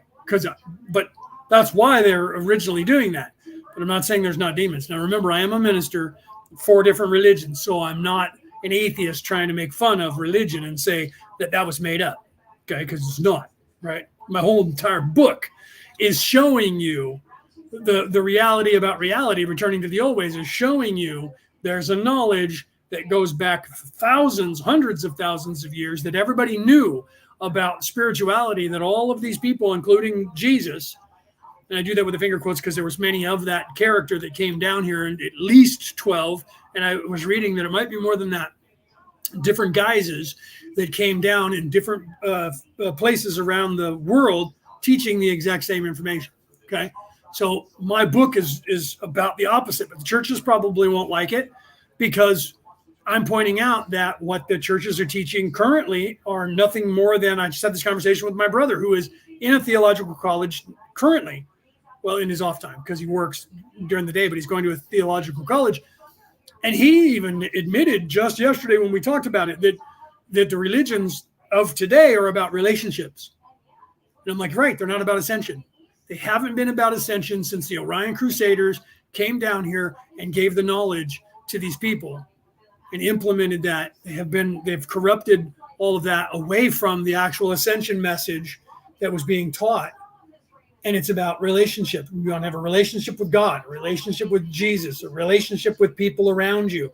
It's not about this is how you ascend and go to heaven. It's, well, if you come here and pay a tithing and you get ready, when they come back with the bus to pick you up, you'll be ready to go, and then you won't be one of the left behind. You'll be rewarded in heaven. It's the same story. They're not teaching you your personal responsibility and your seeking of personal knowledge because they want to spoon feed you what you can learn. Why? Well, because you'll get the wrong idea. That's just not true. If you are in service to others and you are starting to ascend, you unlock the exact same knowledge that everyone else can and will unlock. And this is the message that all of these people throughout time, all of your prophets were teaching you. All of them. They were teaching you that. True enlightenment is universal. But evil people can't access that knowledge. They can only access a certain level of that knowledge. And this is what Ra is telling you about. And I write about this in my book that just came out. Okay. Showing you where in history this knowledge still exists. That's why it's called Returning to the Old Ways, the subtitle. Okay. Because the knowledge is there. It's in the Bibles. It's in all of the dusty tomes. But they're not teaching it if you go to the churches. They're not teaching it. They're teaching you just enough of it to keep you coming back, to teach you that you're supposed to have a relationship with God. And how do you have that relationship? You come to this church and you get around other people that are also having that relationship with God. And then we uplift one another and wait here for them to come and get us. That's what they are all teaching. That's why I left the church. Okay? That's what they're all teaching. All right, let's continue. Zero questioner. I assume that the same answer would apply to the Orion group. Is this correct? As far as fourth and fifth density goes. Ra, I am Ra. This is correct. 53.21 questioner. Can you tell me why name had so many silver flecks on her? Ra, I am Ra. This is infringement. No. 53.22 questioner. The silver flakes that he's referring to is infringement back in 1984, but not now. People have been talking about it since 2012. It's actually the crystallization of your chakras, and it starts to come out through your pores. You saw this in what was that movie? I can't think of the name of it right now. The one where they did like 4 movies where it was vampires against the werewolves, and it wasn't the one with what's her name? It was the one I can't think of the name of it now, but they had Team Werewolf and Team Vampire, and the vampires would in the sunlight would glisten and sparkle. That's kind of what happens. And going back to 2012, after that shift in 2012, coming forward, a lot of people were having that where they would literally take that goo out of their tear ducts and put it under the light and show you that there was crystalline flakes in there that was coming from that. And then on your pores, when you would shine lighter from the sun on your sweat, you would see it as well. That as you are ascending and you start aligning your chakras and they start to become crystalline, literally become crystal, start to solidify, and that gets into your DNA, and then your DNA, your blood starts to do that as you're ascending. So that's one of the signs when people are saying, how do I know that I'm waking up, that you have different signs that will happen depending on how much you align your chakras. But it doesn't happen to everybody because you really have to work at it, because the heart chakra gets out of balance because that's the central point of the Vesica Pisces that makes up your body. You have lower 3 chakras, upper 3 chakras. The center point is the heart chakra. So that one's the hardest one to balance and keep balanced. But you have to get out of the lower chakras into the upper chakras to balance the entire toroidal field, triple toroidal field that is your body. So that becomes an issue and is a little bit harder. That's why literally to ascend at a harvest, to leave this place, you have to only be at 51% in service to others. 51%, just over halfway. But in the other side, you have to be 97% evil to ascend to the 4th dimension on the evil side. Why is that? Because it's that much harder on the positive side to get to over that 1%, over halfway. Do you understand that? You don't have to get to 99%, 97% good to ascend. You only have to get 51%. You have to get just above 50% to be able to have the choice of whether you want to ascend or stay here. That's how hard it is. It's hard. It's harder, but it is equal. It's just that being evil is easier So you have to go all the way to the edge to do it. Being in service to others is harder because you have to get over your own ego, your own self, and then everyone else piling on to do it. So it's a hard road. It's a lonely road. And then you become very lonely because you lose most of the population of the earth because they're nowhere near where you are, and they all think you're crazy. Like everybody thinks I'm crazy. Right. And so that's why we tell you, Team Edward. Yeah. Right. Yeah. That was Twilight. Thank you, Cassie. Twilight. Yeah. That was the movie I was talking about. If you read the books, they did more of that and showed you more of the sparkling in the sunlight. But those were not the evil vampires. They were the good vampires. And if you read the books, you know that the evil vampires didn't glisten like that in the daylight. But that was the only one where they had daywalkers until they did it in a couple of other ones. But for the most part, vampires didn't have daywalkers at all anywhere. They always had to be in the nighttime. But that was because they had to be in the dark. It was a metaphor, right?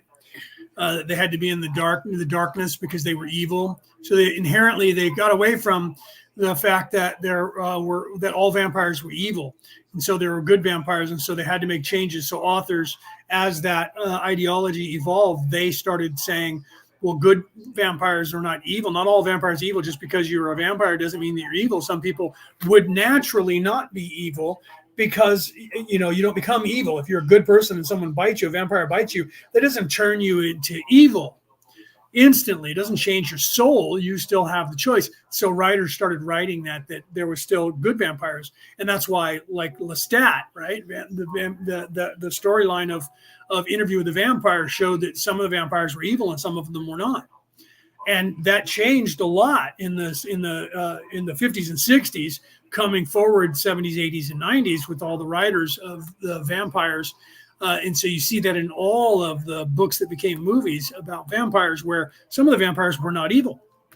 So there had to be a difference in how they operated, just like humans. And a lot of people hated that all vampires are evil. No, I was even writing a vampire story when I was like 17 or 18. I was starting to write a vampire book because I didn't like the idea that all vampires were assumed that they were evil. And I started writing that some of them weren't, but I never turned it into a book. But I wrote that and I made my evil vampires very evil. Right. And then what's her name came out with those books in that back in that time. And I read that and went, well, she's got the books now. Rice has the books now. I can't compete with that. So why would I try to write those stories? It would just be my version. And some people would go, you just copied her ideology. So I stopped writing about that. So Watson, Catherine, welcome. Okay, let's continue with, we only have a couple minutes left of this, but I'll probably start the next session too. So let's continue with the law of one. Thank you. Could you tell me why I got sick during Karl Raschke's talk? Ra, I am Ra. We scan your thoughts. They are correct and therefore we do not infringe by confirming them. The space/time of your allotted speaking was drawing near and you came under Orion attack due to the great desire of some positively oriented entities to become aware of the law of one. This may be expected especially when you are not in a group lending strength to each other. 53.23 Questioner, thank you. Can you comment on and the instrument, if she approves, so-called ball of lightning?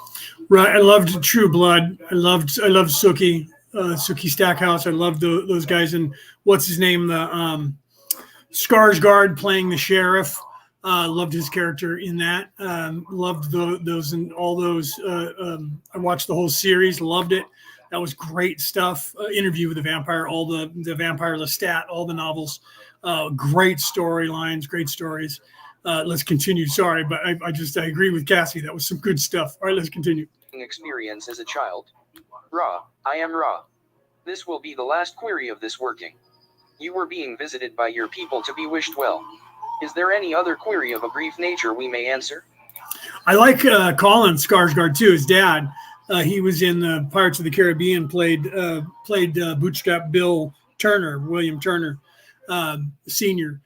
He was also in the movie of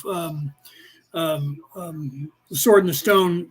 What do they call it? They called the King Arthur or Arthur, the one with Clive Owen played King Arthur. Colin Skarsgård, his dad, played I think it was Colin. No, what is his name? No, Colin's the brother. What is the father's name? I can't think of his name right this second. But Alexander's dad, I can't think of his name right now. He played the Viking king from the Saxon king that invaded. The whole family's very talented. Yeah, the whole family's very talented and big Viking. Yeah, big Viking men. They're all tall, big men.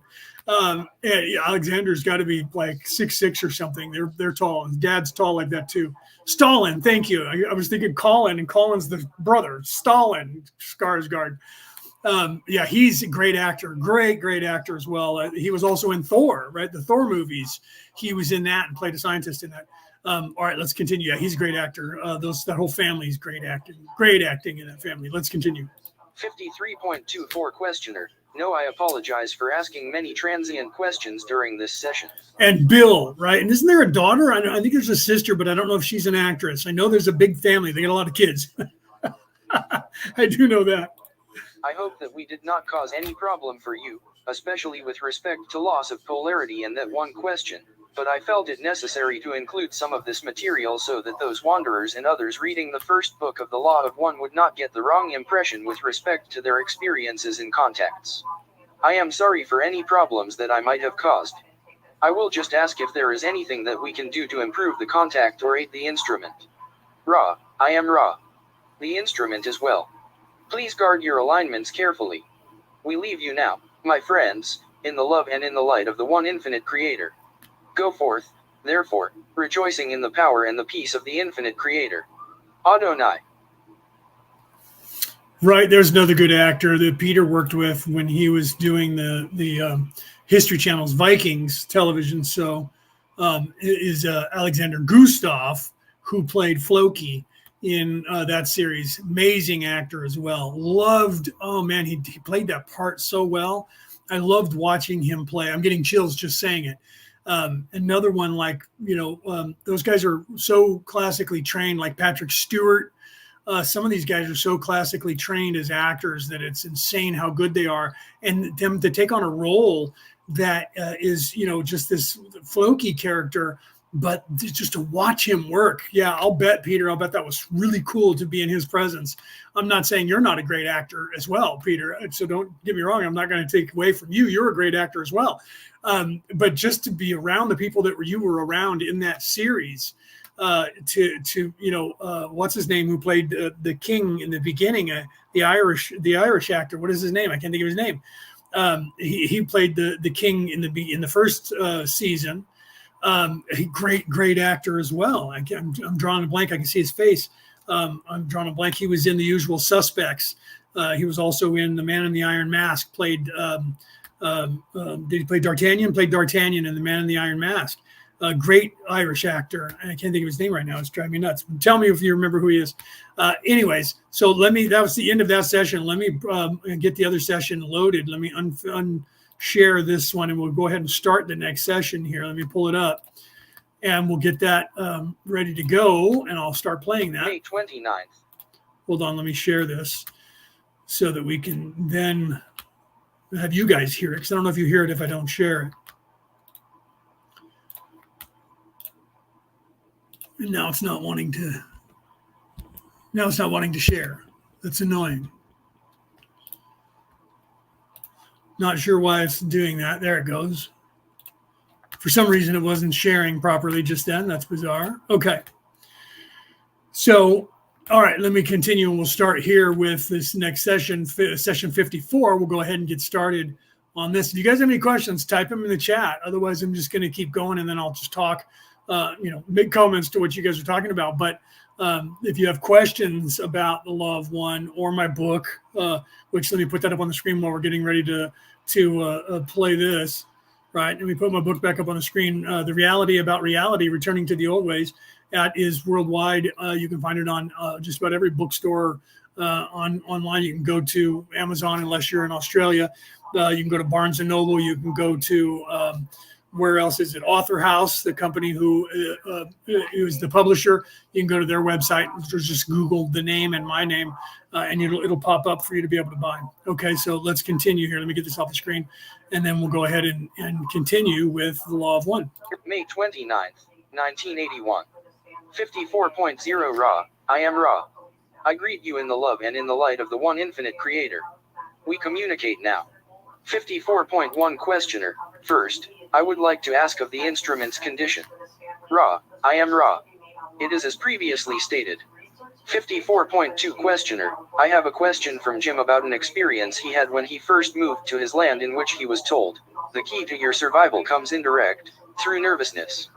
The entity was Angelica. Can you give him information with respect to this? Ra, I am Ra. Yes. 54.3.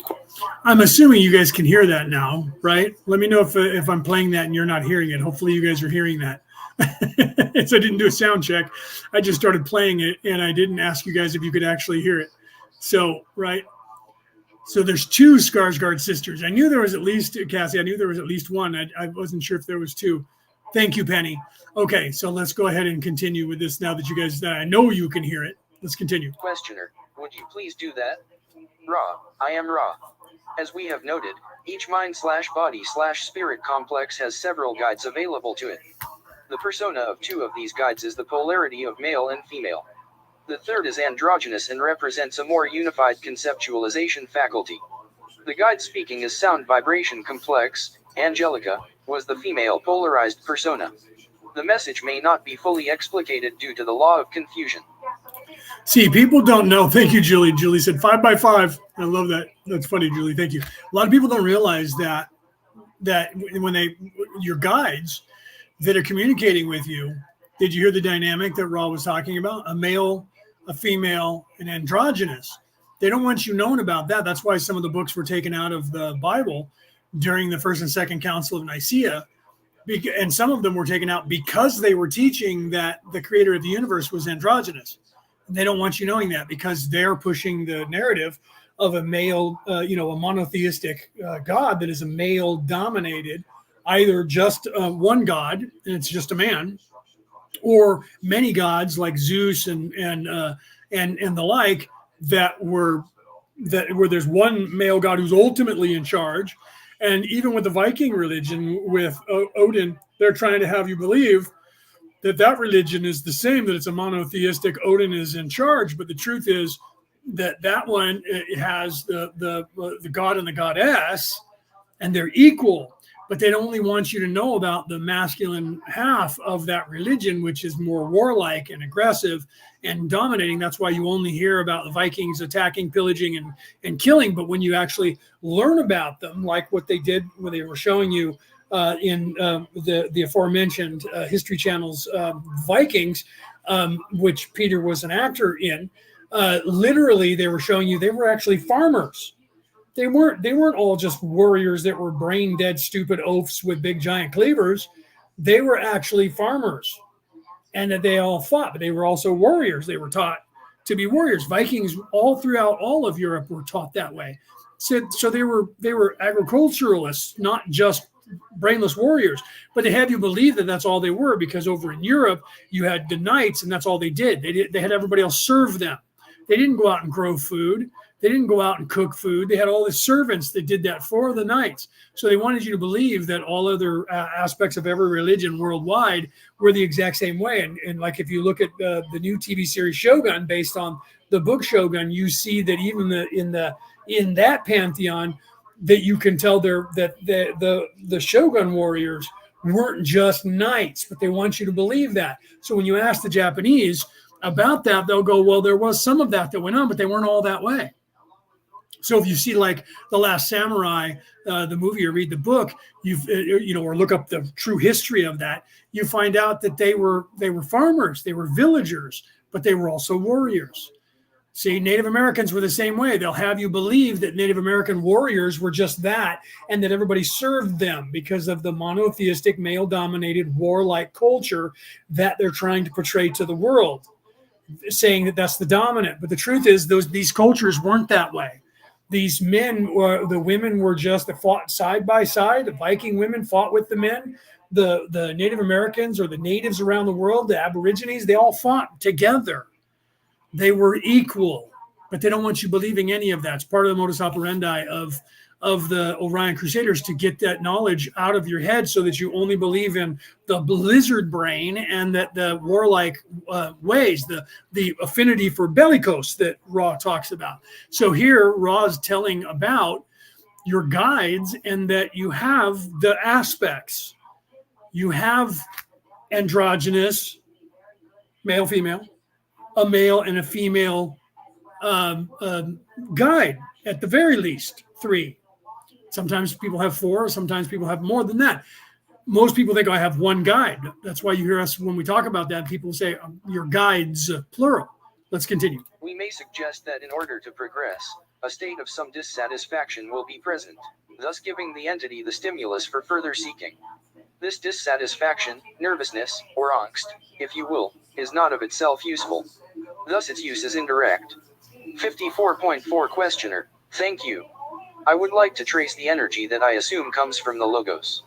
I'm going to make a statement and let you correct me on the statement and expand on my concept. From the logos comes all frequencies of radiation of light. These frequencies of radiation make up all of the densities of experience that are created by that logos. I am assuming that the planetary system of our sun, in all of its densities, is the total of the experience created by our sun as a logos. Is this correct? Mostly. Ra. I am Ra. This is correct. 54.5 Questioner. Now, I am assuming that the different frequencies are separated, as we have said, into the 7 colors, that each of these colors may be the basic frequency for a sub-logos of our sun logos and that a sub-logos or shall... Right. And Joanne, let me put that up on the screen. If I hit the button, for some reason it pops up, right? Some guides come and go. So depending on where you are in your development, you're absolutely right. As you ascend, you have different guides that come in to help you in on that journey that you have. So some guides only have a certain time that they're going to be with you, and then they leave to do whatever it is that they're doing, guiding other people or themselves continuing their journey.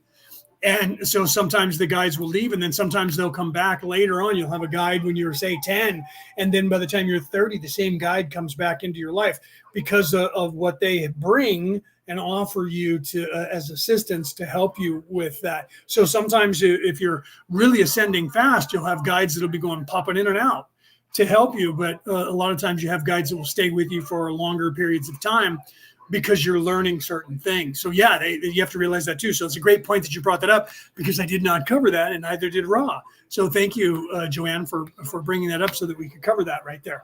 So you guys have to realize that as you expand your consciousness, there's so much that we take for granted that we don't even know here, that we think we know. That's why I love the sayings from like the movie Willow that came out back in, I don't know, I guess it was 35 years ago now or whenever it was. Ron Howard, one of his first movies that he directed and produced. And literally they said, all that you know or think you know, right? You have to unlearn everything that you've learned.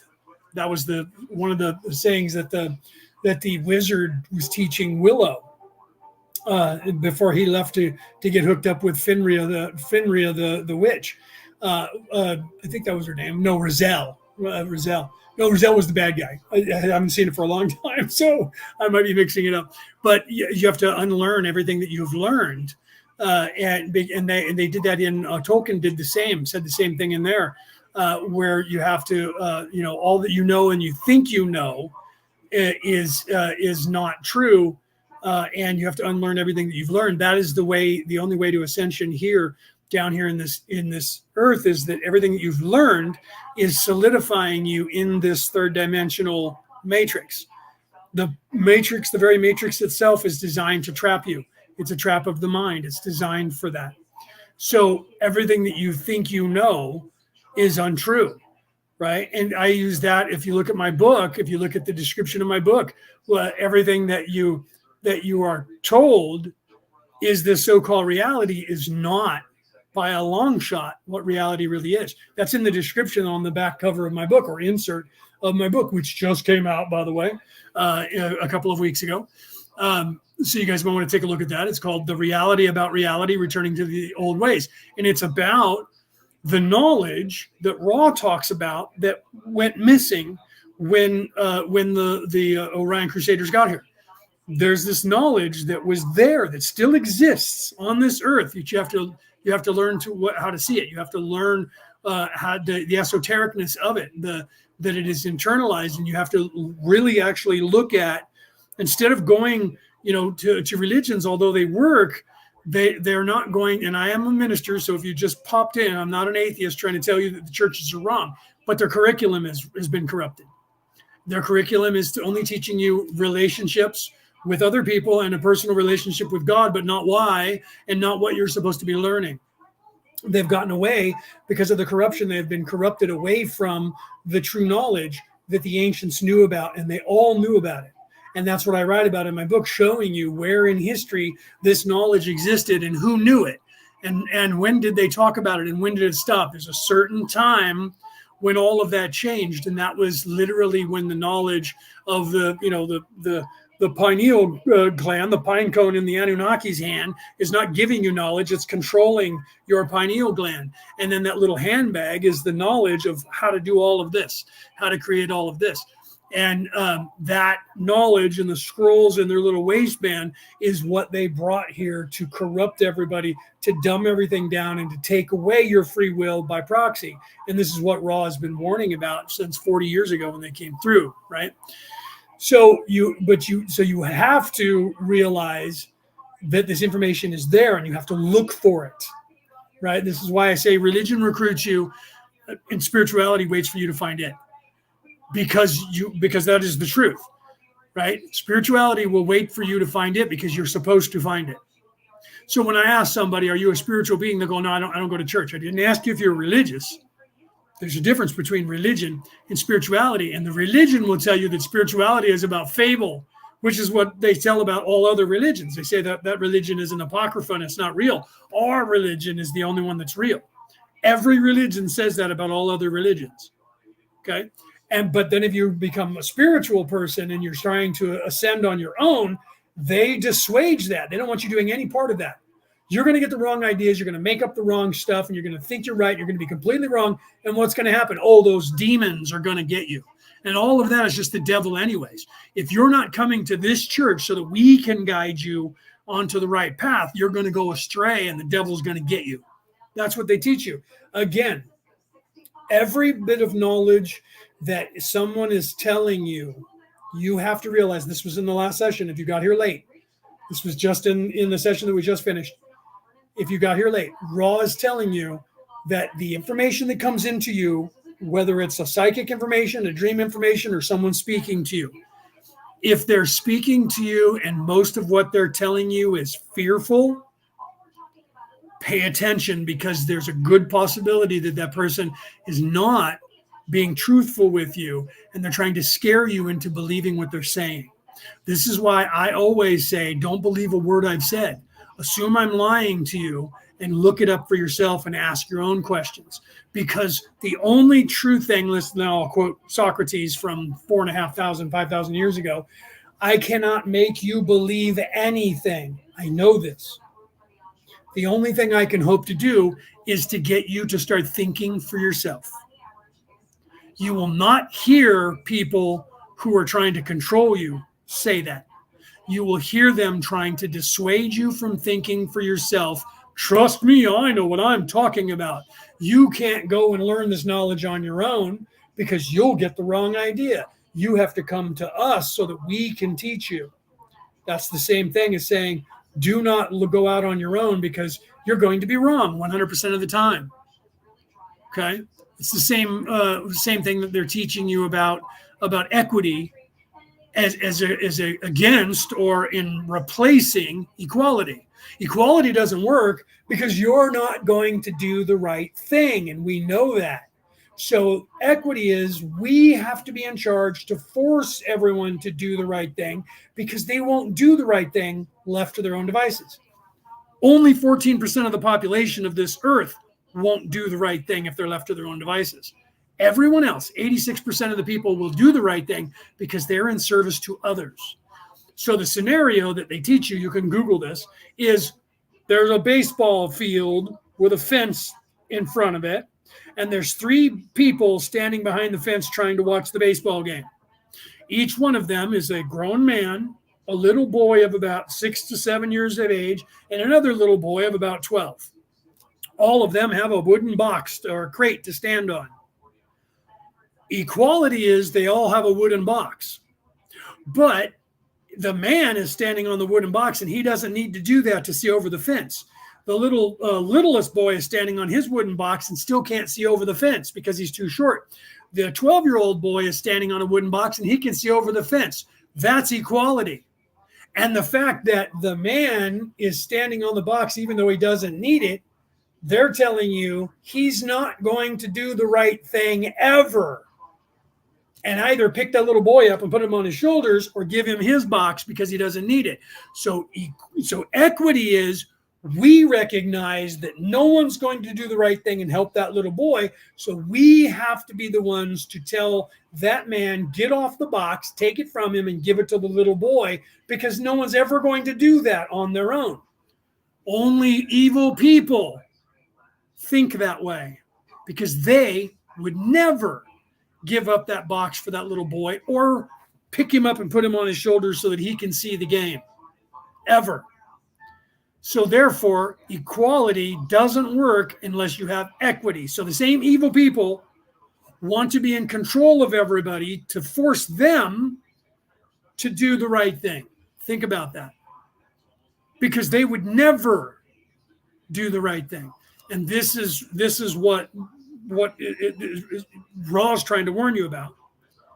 That's the modus operandi of the Orion Crusaders, to control you. And anyone who's giving you information, if they're only being negative and talking fear, whether they know it or not, even if they have the greatest of intention, you're awake, you're asleep, you need to wake up, you're not awake, you all need to wake up because they're doing all this evil to you. If that's all that I'm saying to you, and that's all you're hearing, you need to question why I'm saying it. What is it that I'm trying to teach you is the answer to that. So if I'm trying to teach you, you have to give control over to me in some way. Pay attention to that.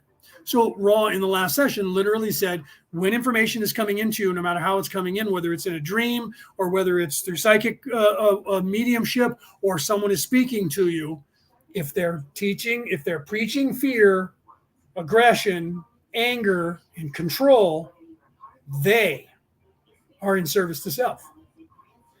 If they're telling you, pay attention, think for yourself, question everything, look it up for yourself, they are in service to others and they're trying to give you the tools that you need. Because I can't make you believe anything, neither can Ra. Only thing that Ra can do, the only thing that I can do, the only thing that anyone in service to others can do is give you tools and make them available for you. You have to take those and find out what to do with them yourself. This is what this is all about. This is what Ra is trying to teach.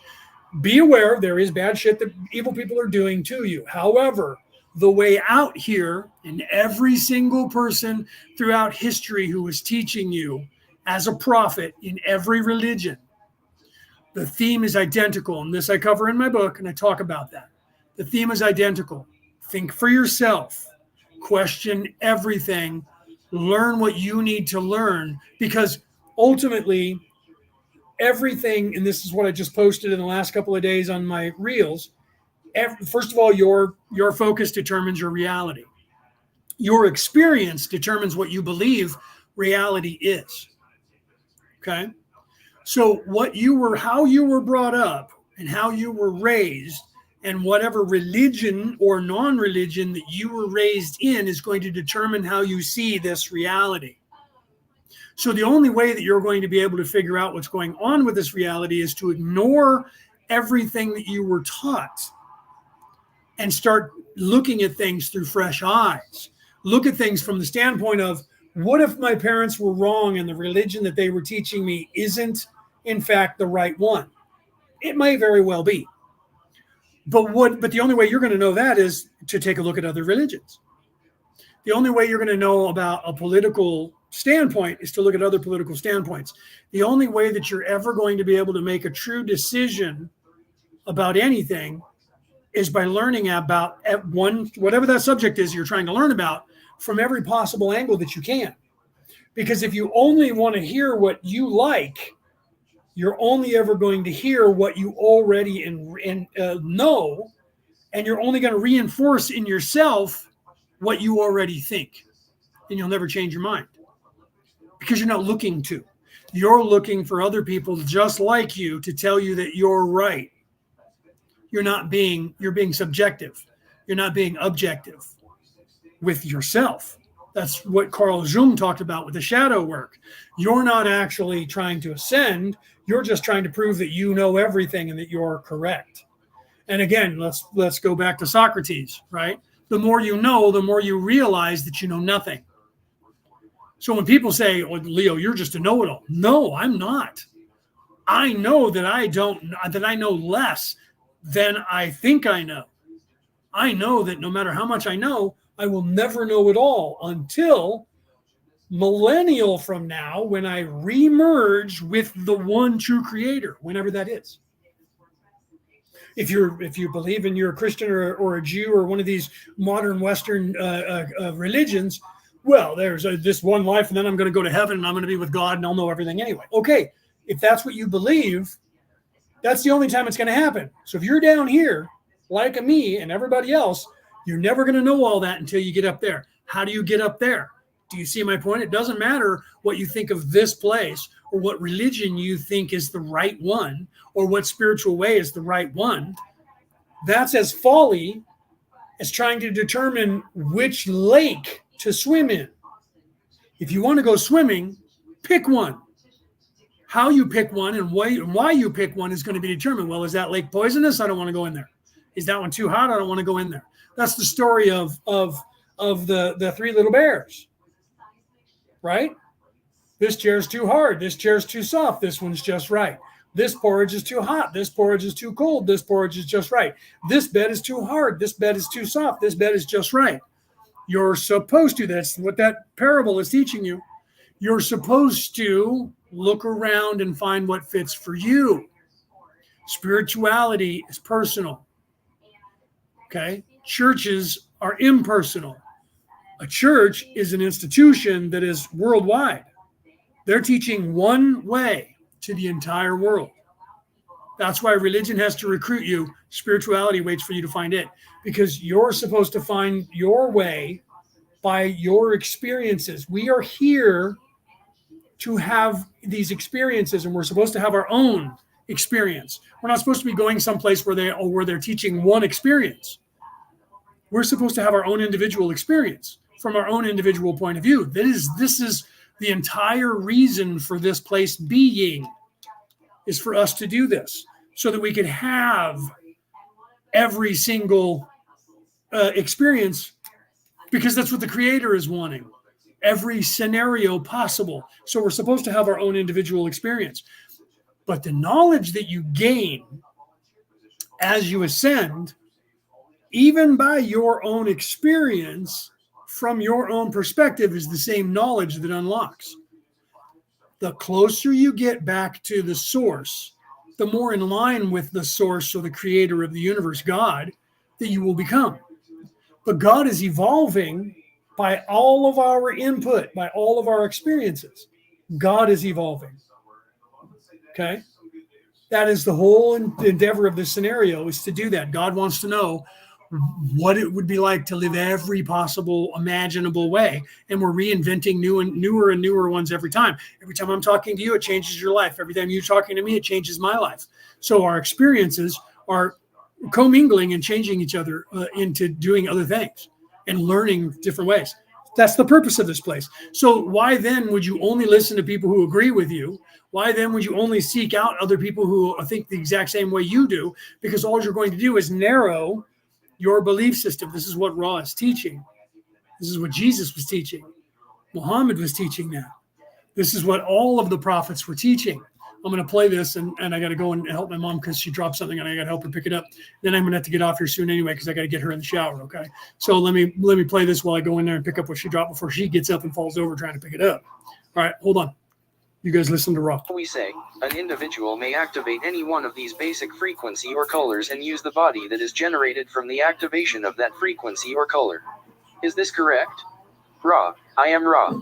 If we grasp your query correctly, this is not correct in that the sub-logos resides, not in dimensionalities, but only in co-creators, or mind/body/spirit complexes.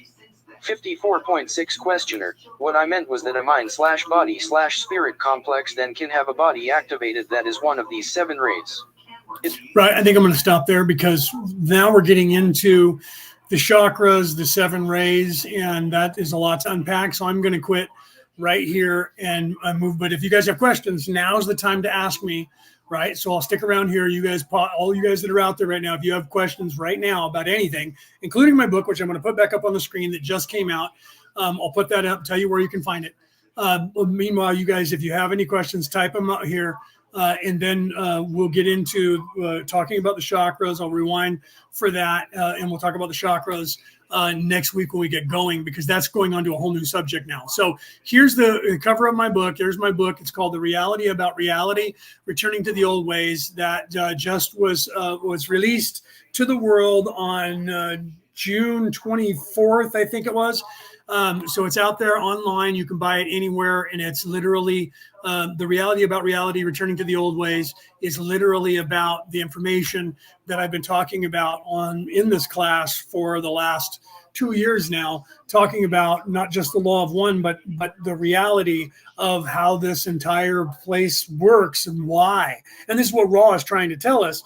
The underlying message is the law of one. And Ra's trying to talk about that. Jesus was talking about the law of one. Muhammad was talking about the law of one. Moses was talking about the law of one. The Buddha, the Lao Tzu in the Tao Te Ching, they were all talking about the same aspect of the universe and what's going on. Even the Egyptians with the Corpus Hermeticus and Thoth, the Atlantean. I cover those. I was just writing about Thoth in my next book that I'm currently writing that'll be out in a few years, probably 2 years, maybe 3, depending on when I get it into the publisher, because it took me 10 months to get this book out. Last September, I gave it to the publisher and it just got published in June. So literally a couple more months, it would have been a whole year in the making just to get it published. So again, there's the cover of the book. You guys can find that everywhere online. It's on Amazon, unless you're in Australia. It's not on Amazon in Australia, but it's online.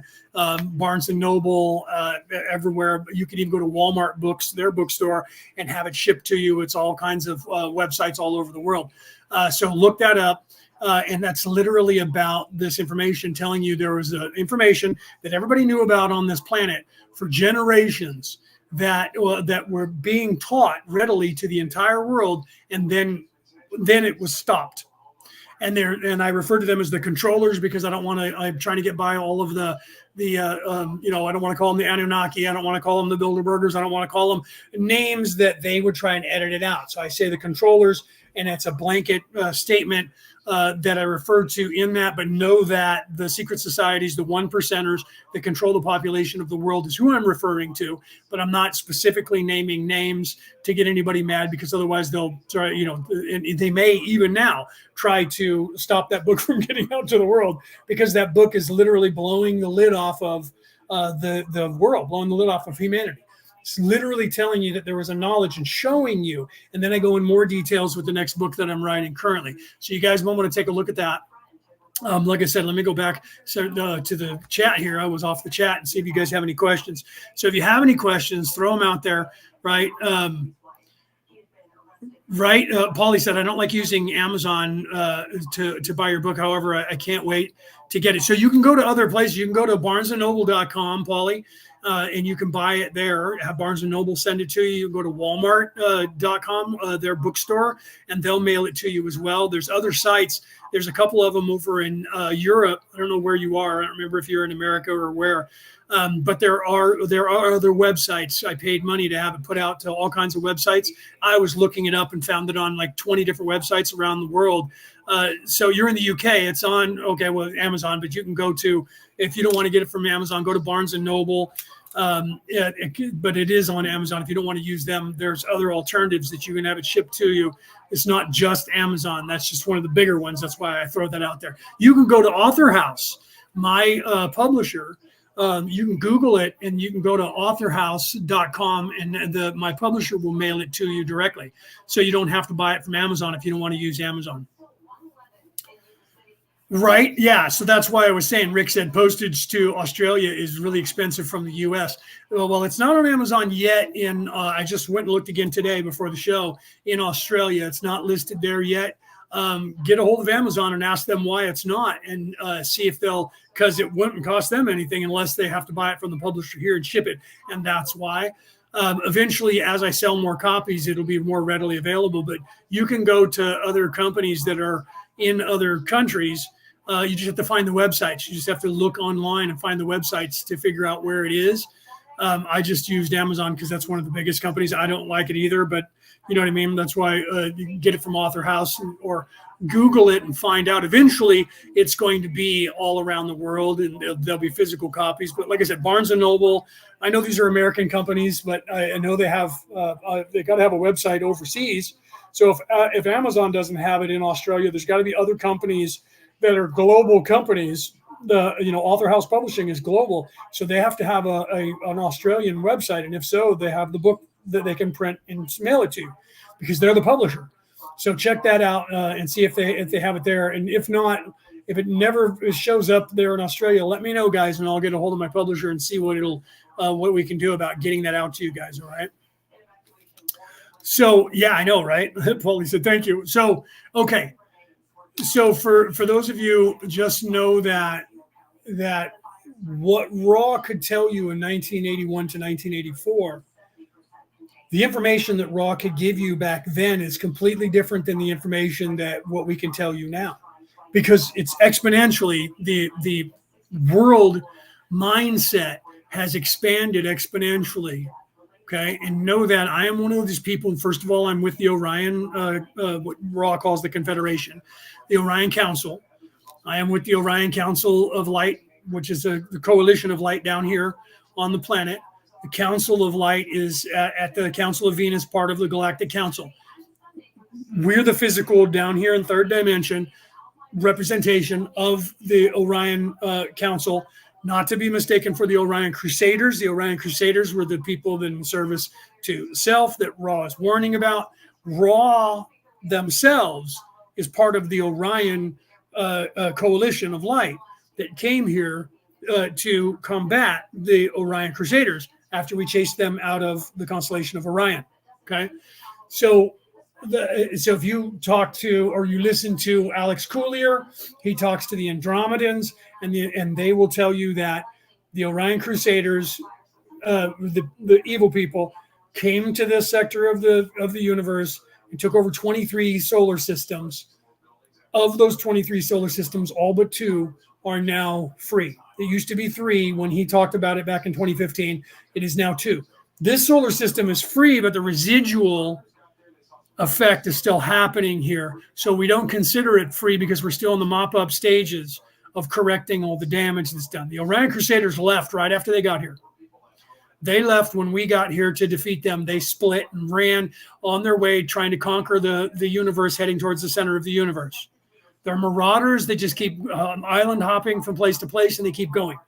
They came here. They got what they needed, robbed as many resources as they could, replenished their stock. It was like a gas station for them, moved on, and left a small contingent here in case they could continue to occupy it. Those people got their butts kicked when we got here and got boots on the ground.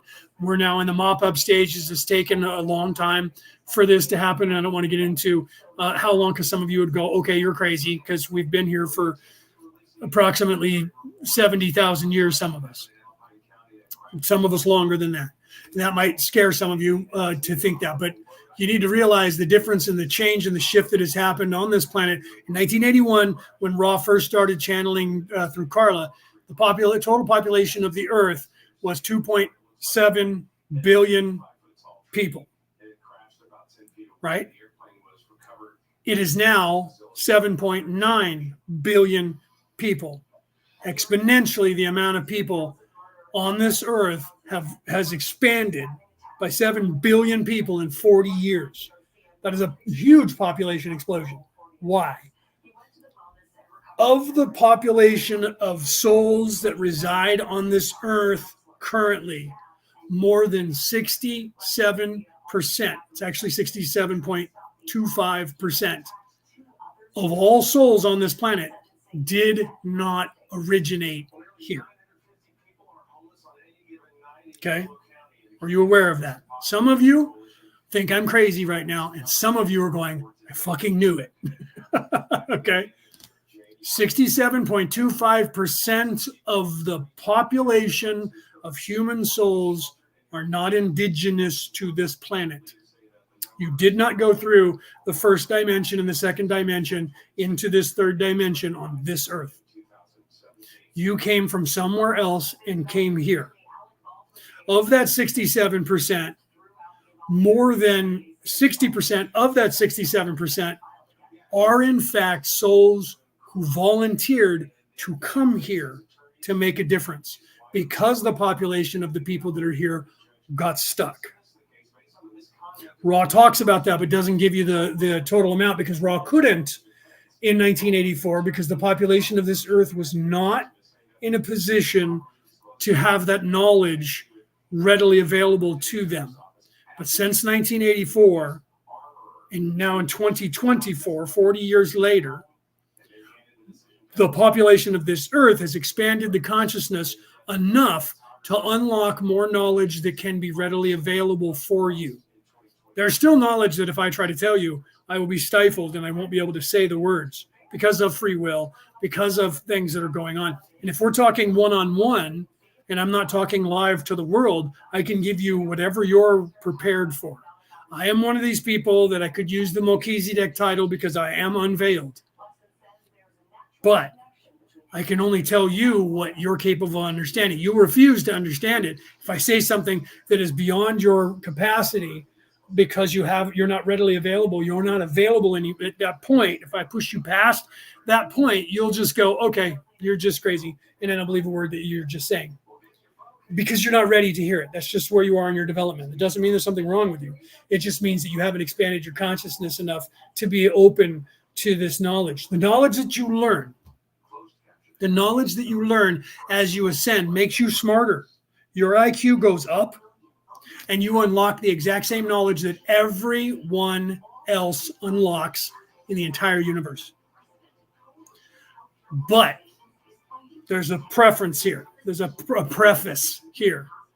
Okay, a caveat. You only learn that which you seek. So if you are in service to self, you only learn that package.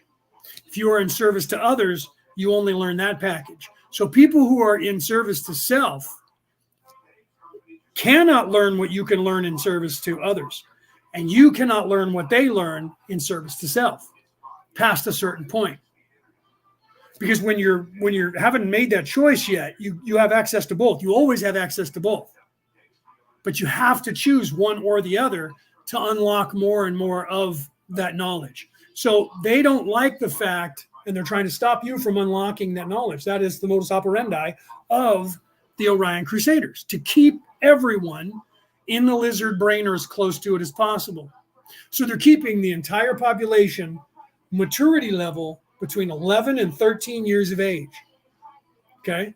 Look up the IQ test, not what it's based on, because they'll tell you it's based on a series of questions that decide your intelligence quotient. Look up the original study of the person who invented the intelligent quotient questions and look up that study and what that represented and what the findings were. The findings of that, which became the norm for testing, is that if you have an IQ between 100 and 127, that you are between 11 years of age and 17 years of age mentally. If you test with an IQ of what they call a genius IQ, that means that you are 18 years of age, maturity level, and above. Okay? IQs can be learned. Science has proven this. That your reference, depending on the questions that they ask you, if you have no point of reference to those questions that they ask, you're not going to be able to answer them and you're going to test low on the IQ level because you have no point of what that means. You don't even know what they're asking you. Okay, like simple, stupid questions like everybody knows, like, how much wood could a woodchuck chuck if a woodchuck could chuck wood? Most people don't even know what a woodchuck is. That question was designed 150 years ago when people knew what a woodchuck was. Some people do. If you still live in certain rural areas of the United States, you know what a woodchuck is. And then you know that a woodchuck can't chuck wood, can't pick it up and throw it. Okay, so the answer to that is none, because a woodchuck can't chuck wood. But most people don't know that because they don't even know what that point of reference is. So how can you answer a question that you have no idea what that means? They've proven that when they've taken those same questions that Ivy League kids test higher on and went to Compton, to the slums, what they call the slums of America, changed the questions about things that they can relate to. And the Ivy League kids tested with an IQ of 100, and the kids that were in Compton that were supposedly these dumb kids that were uneducated were testing to a higher scale, and some of them geniuses.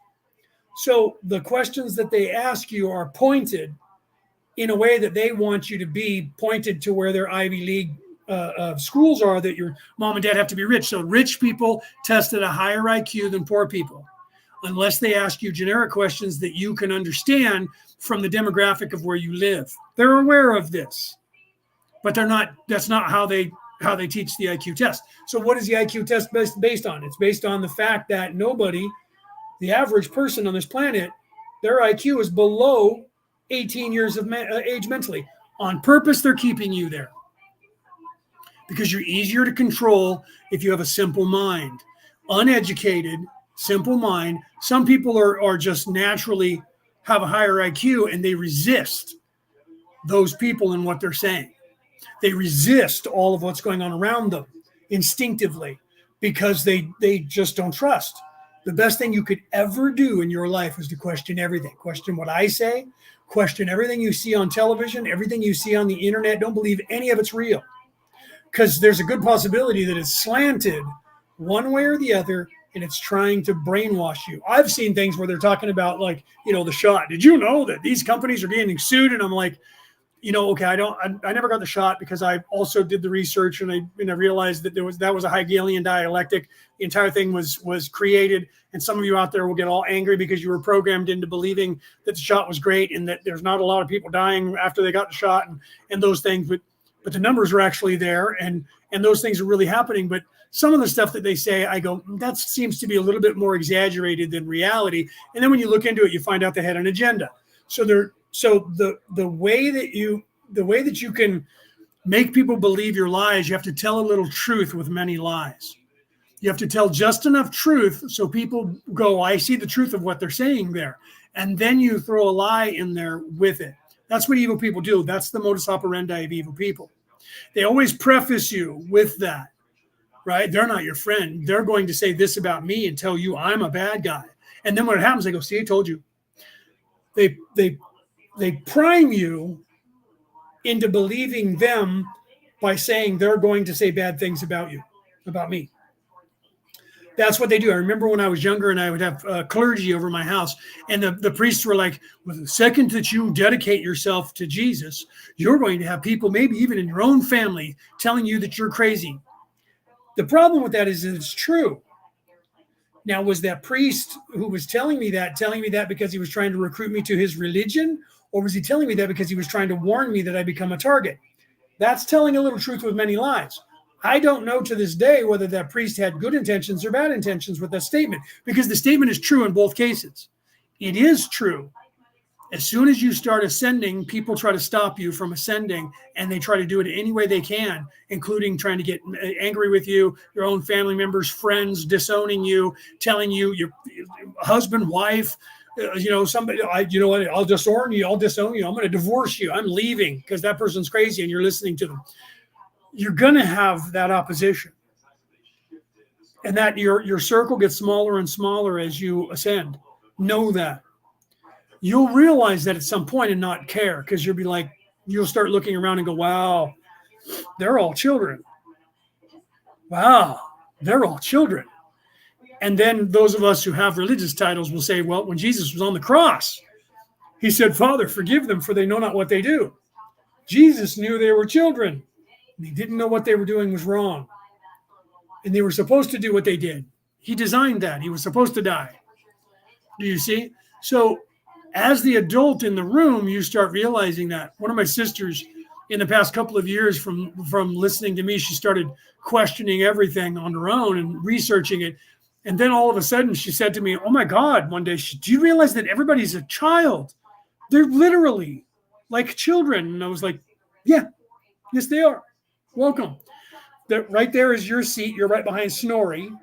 Okay. Pay attention to the little kid up there in the front. And every time he beats that drum, you row with everybody else. Then when he beats the drum a second time, you turn the oar and lift it out of the water. And he beats the drum the third time, you lean forward. He beats the drum the fourth time, you pull and you row. And that's the only way we all get out of here. Right? So know that. It's not an easy path, the path of ascension. It's easy in this place because of the nature of the beast. It's easier to be evil because evil is rewarded by the evil people who are controlling everything.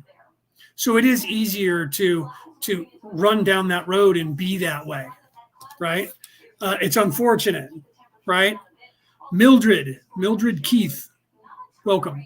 So it is easier. You're rewarded. Evil is rewarded by evil people, and they're the ones that 1% are the ones that are trying to be in charge here and control everything. So if you don't fall in line, they boot you off their platforms. They lock you into their little jail where you can't post anything, or you have to learn to not care about that stuff to be able to go forward, right? So the knowledge that you will learn is going to make you smarter. You do get smarter. And it unlocks more knowledge, but you have to be dedicated to yourself. You have to do the shadow work and be honest. Like Carl Jung said, you have to look within yourself and become objective, not subjective. Subjective means you're a subject to something. Objective means that you're honest with yourself about yourself. You have to do that. Once you start looking at yourself and saying, look, I'm imperfect, even the religions are trying to teach that. Billy Graham's kid, I don't remember what his first name is, he's teaching that now. He's like literally on television if you're in the United States, and he's going, pray with me. Jesus, I'm a sinner, and I would like to accept you into my life. So the church is not wrong completely. It's not evil. None of the churches are. Know that I'm a minister. I have 4 different religious titles in 4 different religions, all of which are the priestly title. I am a Merlin. I have that title. The religions are not wrong. The curriculum has been usurped by the Orion Crusaders' modus operandi. Most of the people in the religions are trying to teach you the right way.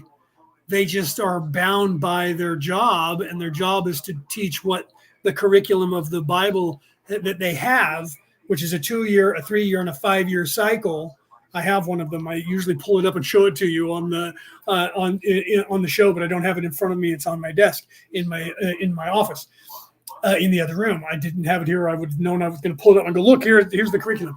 So those curriculums teach certain things. We're going into July and August. So as we come into September, depending on whether they're on the 2-year, the 3-year, or the 5-year, you're going to start hearing them talk about relationships. I think some of them are on relationships now in June and July. And 2 years ago, that was September, October. So you see how it shifts. So it's not always on the same day of the year, except for the holidays. So as you go into the holidays, you're taught, Christmas and New Year's and that sort of stuff. And then of course, if you're a Christian, you're taught the death and resurrection as you go into March, April. Right. So then, you have Lent and you have all of that is at the same time of year, every year, no matter what. But relationship is what they're teaching in some of the Western Judeo-Christian pantheons currently, unless you're on the 3-year cycle, and then it goes forward. And then it'll hit in August into September. And if you're on the 5-year cycle, it'll hit in September or October, November, September, October. So you're going to, one of the churches that you go to, if you're a Christian, you're going to be getting relationships going between now and October. And they're going to be talking about relationships with husband and wife and kids and family members and your job and relationship with God. Some of you already know that. If you go to church, you're going to go talking about that in my church right now because that's the curriculum. Okay. So it's not wrong, but they're not teaching you ascension anymore. Jesus was teaching you of the ascension. That's the same story. The story of Moses and Moses being the savior of the Jewish people is the same. He just didn't do the exact same things. But if you look at the pantheon of the Egyptians, you had Horus. Horus did everything Jesus did. Walked on water, turned water to wine, made the blind see, brought back the dead, all of that. Fed people, the loaves and fishes. All of the things was sacrificed, went to hell, ascended to heaven. That happened 12 total times. And I hear that it was more than that. Okay. There's a guy who talked about that I saw on from the 80s that was saying that it was more than that even. It was almost 36 times. Well, if you read Joseph Campbell's Hero with a Thousand Faces, he shows you in the mythology that dynamic happens. Thor is no different than Jesus. Thor did all of the same things, including the descension unto earth as a mortal, and then having to ascend back to heaven to save the heavens, fighting the serpent. He fought the dragon of the North Sea, right? So you have this hero character, and the dynamic of the religion, which I'm writing about in my next book. The dynamic of the religion is either male, female, equal god, goddess with the sun as the savior character, or the male, monotheistic male-dominated religion with the sun as the savior, or the monotheistic female religion with the sun as the savior. You look at Marduk, if you know the Mesopotamian storyline. Marduk was the savior character. Marduk was the grandson of Tiamat. Tiamat was turned evil, right? But the story doesn't make any sense. The only reason she was evil was because her husband, who was the god, was angry at the two sons, or the three sons, their three sons, who were partying all the time, and he couldn't sleep. Weird that in that pantheon, gods needed to sleep. And he was annoyed because his sons wouldn't listen to him when he told them to be quiet at night when he was trying to sleep. So he said to his wife, Tiamat, I'm going to have to kill our sons because they're not listening to me, and I'm trying to sleep, and they won't let me sleep. Mom goes to the sons and warns them, guys, you guys need to keep it down. Your father said he was going to kill you if you didn't quiet down. So they went and murdered their father. Okay, so the gods killed another god. Weird that the god can die now, but you can kill the gods. So he dies. Now Tiamat gets mad at her sons and kills them. Now all the rest of the humans see her as evil. Right? Never mind that now. Continue with the story. Then they try to send everybody to go after her to stop her, and nobody can. And they spend like 8 chapters telling that this person went, and then she made this creature and that creature and this creature and that creature. And all of that are parables that I'm not going to get into right now, but I'll talk about it in my other book.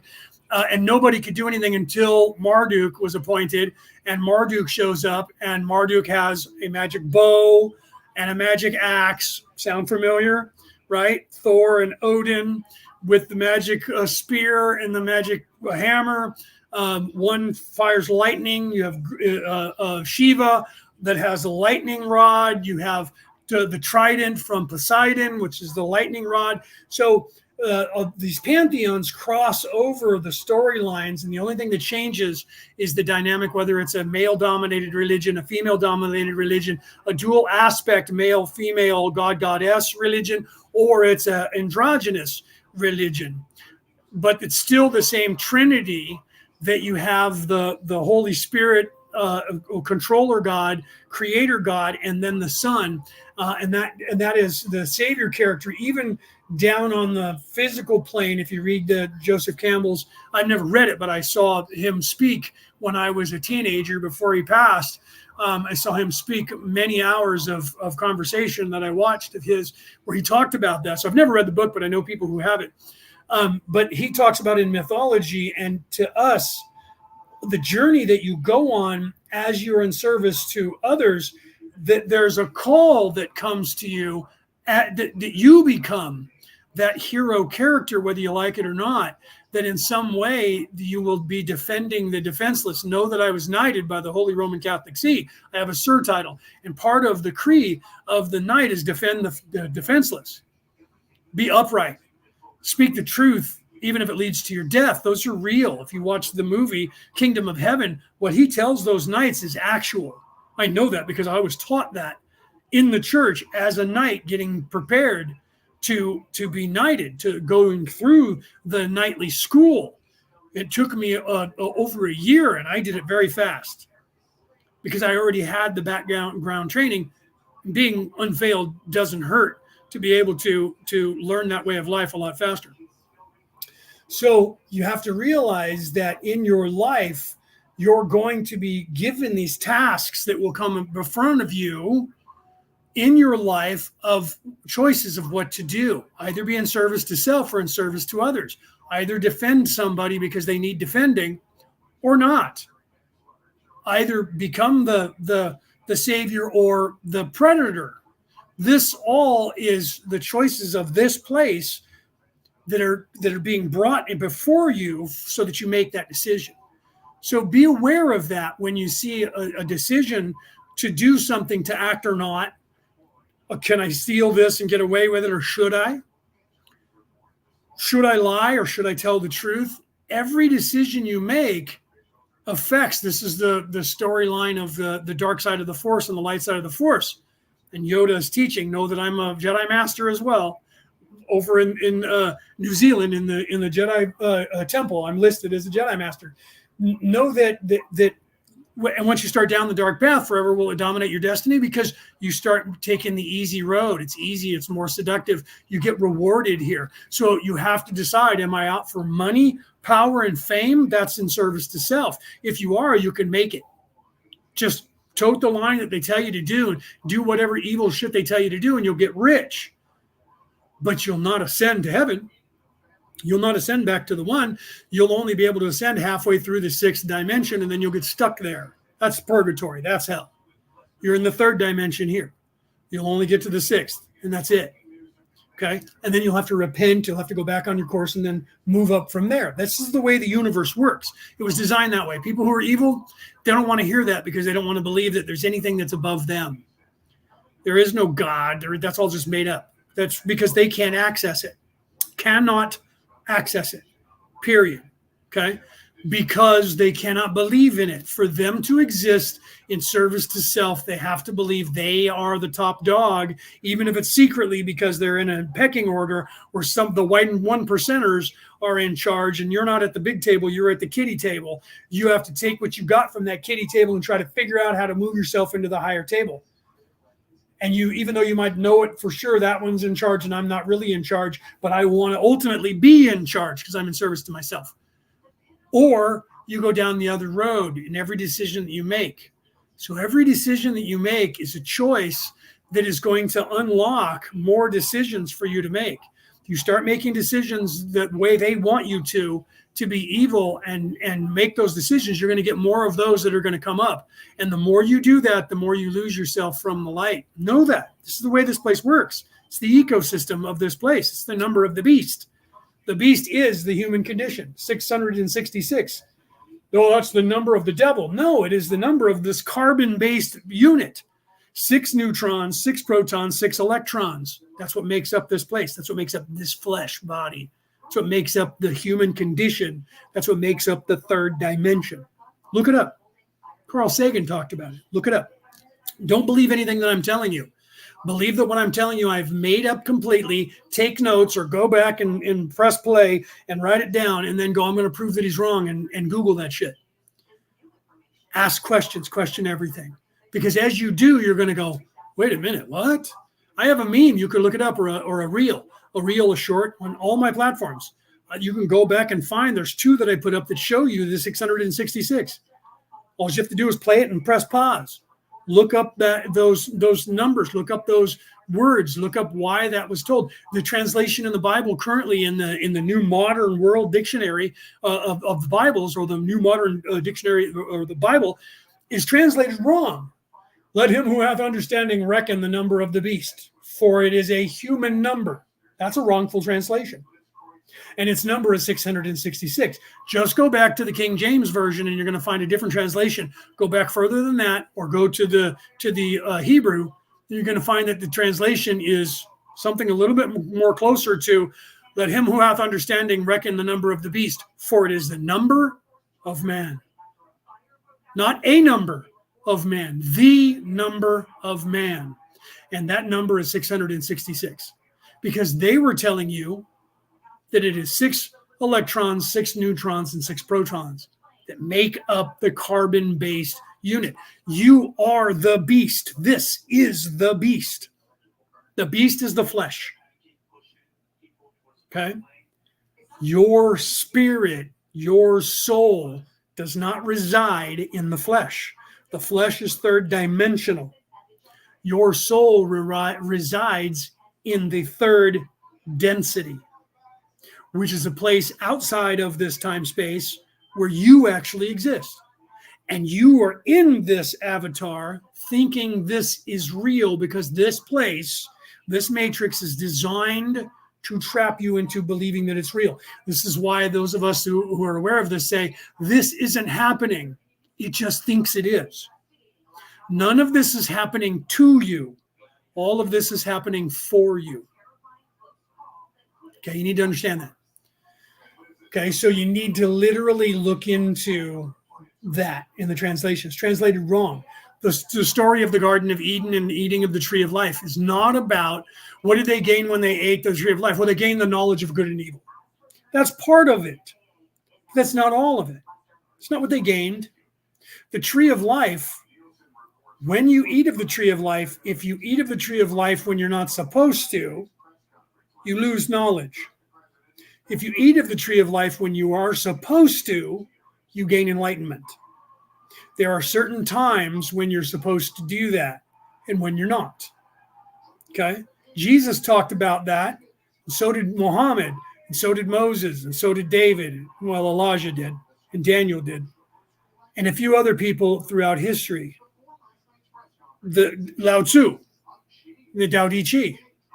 He who seeks it will not find it. He who gropes at it will not grasp it. Okay? That is saying when you're looking for something in the physical plane, you're not going to find it. The land of milk and honey is not a place physically that you can go and find. It's a place in your soul inside of you that you reside in. Okay? So the fountain of youth is not a place you can sail to on a ship or an island or a secret cave where you're going to go in and there's going to be water of life that you're going to drink. The water of life that you drink is within you, but you can only access it if you are in service to others, because you have to be in service to others to be able to gain the knowledge. And the knowledge is only given to those who are in service to others. And you can't fake the universe out. You can't pretend you're in service to others to get the knowledge and use it to your advantage. You only get it if you truly are in service to others. So you have to make the determination in your life of whether I'm going to be evil or whether I'm going to be good. Hanging out in the middle where they want everybody to hang out is going to keep you from learning any of the knowledge, either the knowledge on the evil side or the knowledge on the good side. You're going to learn nothing but what they're telling you. That is what the pine cone is from the Anunnaki. That's them controlling your pineal gland, not giving you knowledge, controlling it and keeping it from you. And all of this and the knowledge that they know about this is how to usurp that knowledge and keep you from finding it. You're so busy looking for the forest that you don't realize that you're leaning on a tree, looking past all the trees, trying to say, where is this forest? I can't see the forest because these stupid trees are in the way. You don't even realize that's what you're doing. But that is what you're doing. You're running in place and you're not realizing, not all of you, some of you out there are not. Some of you are waking up. Some of you are awake. But they want all of us to be in the place of just running in place and not knowing and not getting anywhere. It's like being in a dream when you're running and the hallway keeps expanding. They did that in The Shining, right? If you ever watched that movie I don't even remember when that came out. It was filmed either before I was born or when I was a little teeny boy. But I remember seeing that scene because they filmed the scene. I actually grew up behind my house. Over this big 8-foot brick wall was a parking lot for an apartment complex. In that apartment complex, in the hallway, was where they filmed that hallway scene, where I grew up. I didn't know that at the time. Found out about it and went into the apartment complex and looked at the hallway and went, wow, this really is the hallway from that movie. I had heard that this was it, but it wasn't. But you could look it up. So I actually lived next to the place where they filmed that hallway scene. So literally that's what they want you to do is run in place like on a treadmill and not learn anything. But I can't make you believe that. Nobody can until you are looking for it yourself. And this is why if you hear all these people in history and read what they say, you're going to find that they have the same knowledge that they're teaching. And that knowledge there's been an attempt to stifle that knowledge throughout time and not allow that knowledge to be let out to the world. And they've killed people to stop them from saying it. But the knowledge is still there. You just have to know where to look to see it. It's still in the Bible. They didn't take all the books out because they didn't realize that the books that were still left in, because it was esoteric, like the book of Revelations. Okay, I talk about that I think I put it in this book. Yes, it's in this book that just came out, where I tell you about Revelations. I think I interpret it more in the next book that I'm writing, but I tell you about it. The letters to the churches. How many letters to how many churches? 7 letters, 7 churches. Read those. Pull up on your computer the 7 chakras. Okay? Pull up on your computer the 7 chakras and what each one of that chakra represents to the archetype to your personality. Get the letters to the churches and line them up. The first letter to the first church is, in fact, the first chakra. I know that it's in this next book because I actually break that down and tell you the name of the church and what it meant when it was written and the definition of that, and then the definition of the first chakra, the red root chakra, and what that represents. The letters to the churches from Jesus Christ are how to balance your chakras so that you can ascend. Look that up. And the number of the chakras are completely been corrupted in the wrong. Thoth the Atlantean, further back than Jesus, wrote about that and talked about the name of the God who rules each chakra. And the name of the chakras were, in fact, 3, 4, 5, 6, 7, 8, 9. If you adjust, instead of the red ray root chakra being number 1 through 7 and count 3 through 9, it's still 7. But then it lines up with 3, 6, and 9. How? The red ray root chakra is 3. The heart chakra is 6. The crown chakra is 9. Enlightenment, illumination. The charm of making is literally invoking the 3, 6, and 9. What is 9? The Alpha and the Omega. The number 9 represents everything and nothing, the beginning and the end, or the other way around, 0 being the beginning and 9 being the end of our numerical system. 3, 6, and 9. The Vesica Pisces. The Vesica Pisces is the yin and the yang. It is the triple toroidal field. 3 through 9, heart chakra being the focal point in the center that controls the lower and the upper 3 chakras. Same thing with 3, 6, and 9. The 9 is the hex boson, the God particle, that actually keeps everything into a toroidal field. I talk about this in this book that I just released, and I break it down for you even more in the next book, which won't be out for another couple years. Okay, so I'm going to leave you with this. I'm going to put my book back up on the screen for those of you so you guys can see it. And here's the copy of it. I'll tell you, for those of you who are listening on the MP3 file, you can't see the image on the screen, but you can find it anywhere online. Type in my name, and the title of my book is The Reality About Reality, Returning to the Old Ways. You can find that. It's on sale all around the world on many places, but those of you who are in Australia, it's a little bit more limited because to ship it from America over there, it's going to cost you a little bit more money. But I'm sure there's websites in Australia, or you can go to my publisher and find out from them where it is on the website, what place. Somewhere in your neck of the woods, there's a website that I paid money to have my book shipped to you from. Okay, and if not, it'll be expanding as time goes, so you might have to. There's websites you can read it for free for the first month, and I forgot that website. I was going to put it up here for people to find out. You can go to authorhouse.com, type in my book in their bookstore, look it up. You can go to Barnes & Noble, type it in their bookstore, and my book is there. You can go to Walmart, their app or their website, and go to their bookstore and have it shipped to you. You can go to Amazon if you're anywhere else in Europe or in America or the North American continent or the Americas. You can have it shipped to you. It's out there in the world. It's published for you guys, and it literally is giving you the same information that I'm expanding on. I started writing that book before I read The Law of One. I was going to call it The Way until I found out about the Tao Te Ching, which I had never read, the Book of the Way, right?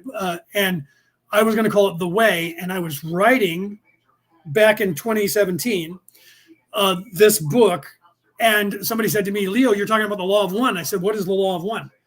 They said, you need to read the 7 books. So I read them in 2017 and went, I got to start interpreting this for the world. I interpreted it once and then started over. And now I'm on the second time of interpreting it. And I continued getting my book together and I put it out there.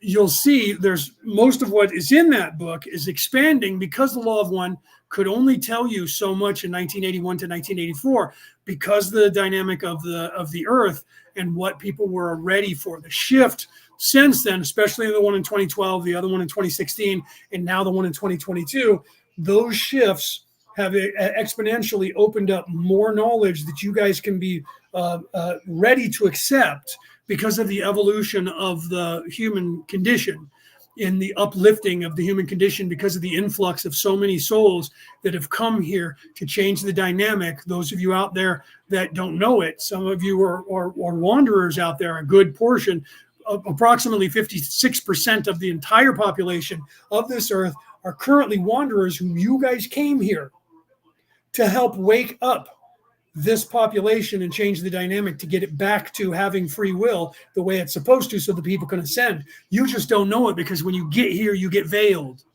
You knew that when you left. You knew that you were sacrificing and could be stuck here with these people and never get out until you woke up hoping that you would wake up. Okay?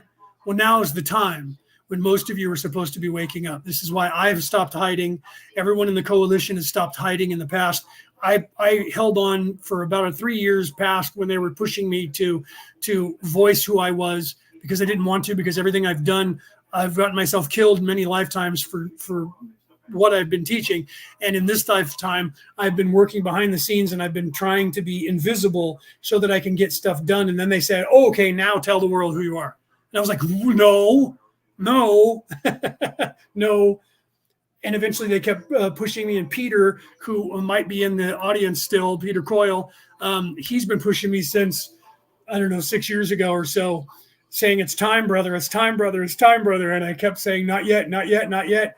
And they wanted me to publish this book, and I've been holding off and didn't do it. And they kept pushing me and pushing me and pushing me. And I'm talking about them on the other side, as well as on this side, coming through, and psychics who had no idea about it and telling me it was time to do that. So once I was able to, and I talk about this in my book, once I was actually able to translate the scrolls 100%, because I can translate any scroll, all the scrolls that write this down, and this will be locked up until the time in the future that they can understand this, and you won't ever be able to understand that, and no one has been able to understand that.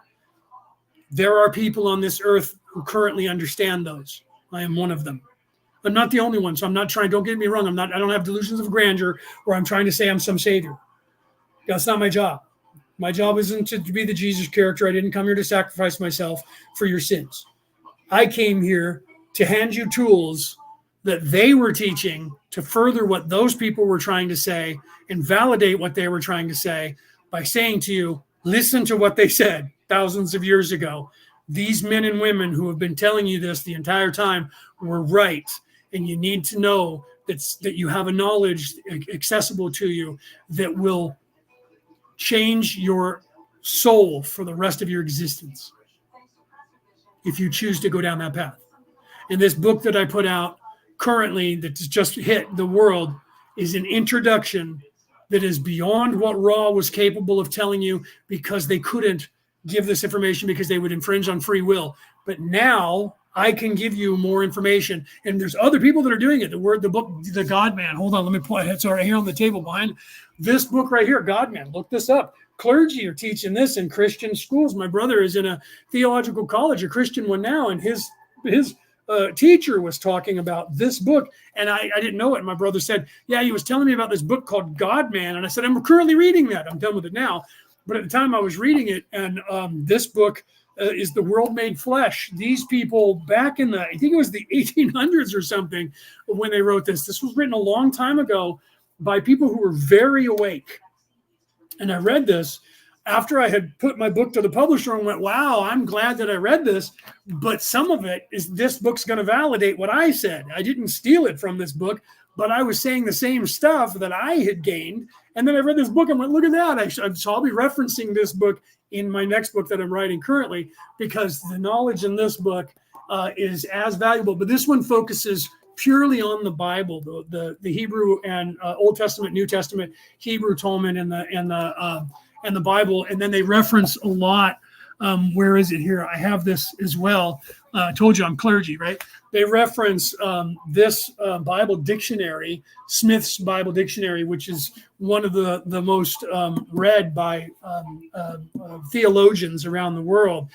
This is there's nothing in here that was Smith's ideas. Smith took all of the legends and all of the definitions from around the world and put them together in a dictionary. So this is a Bible dictionary that everybody references, and you'll hear them reference that in there, and you'll see me referencing it, not in this book that I just dropped, but the next time as well. If you're in any way a clergy, a Christian or Jewish clergy from around the world, sorry, I'm banging my laptop, you probably have a copy of that or a version similar to it. Okay, so literally, there's a knowledge. Let me reiterate, and I'll leave you with this. I showed you my book.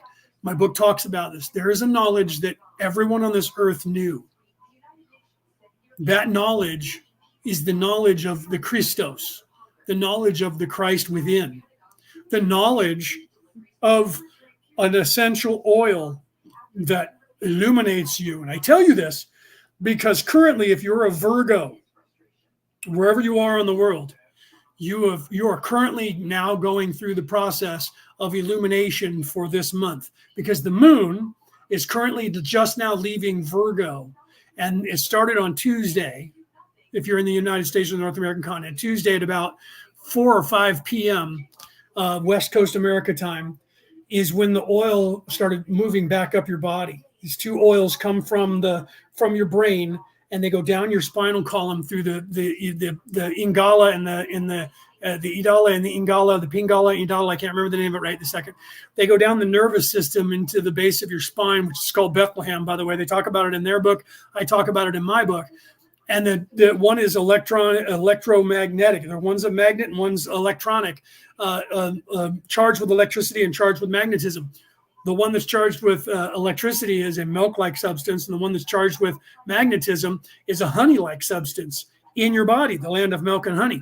And that is the Jesus character or the Christos going down into human form, and then transmuting and then moving back up your spinal column, the Kundalini energy going up your spinal column. And this happens once a month, depending on what your sun sign is.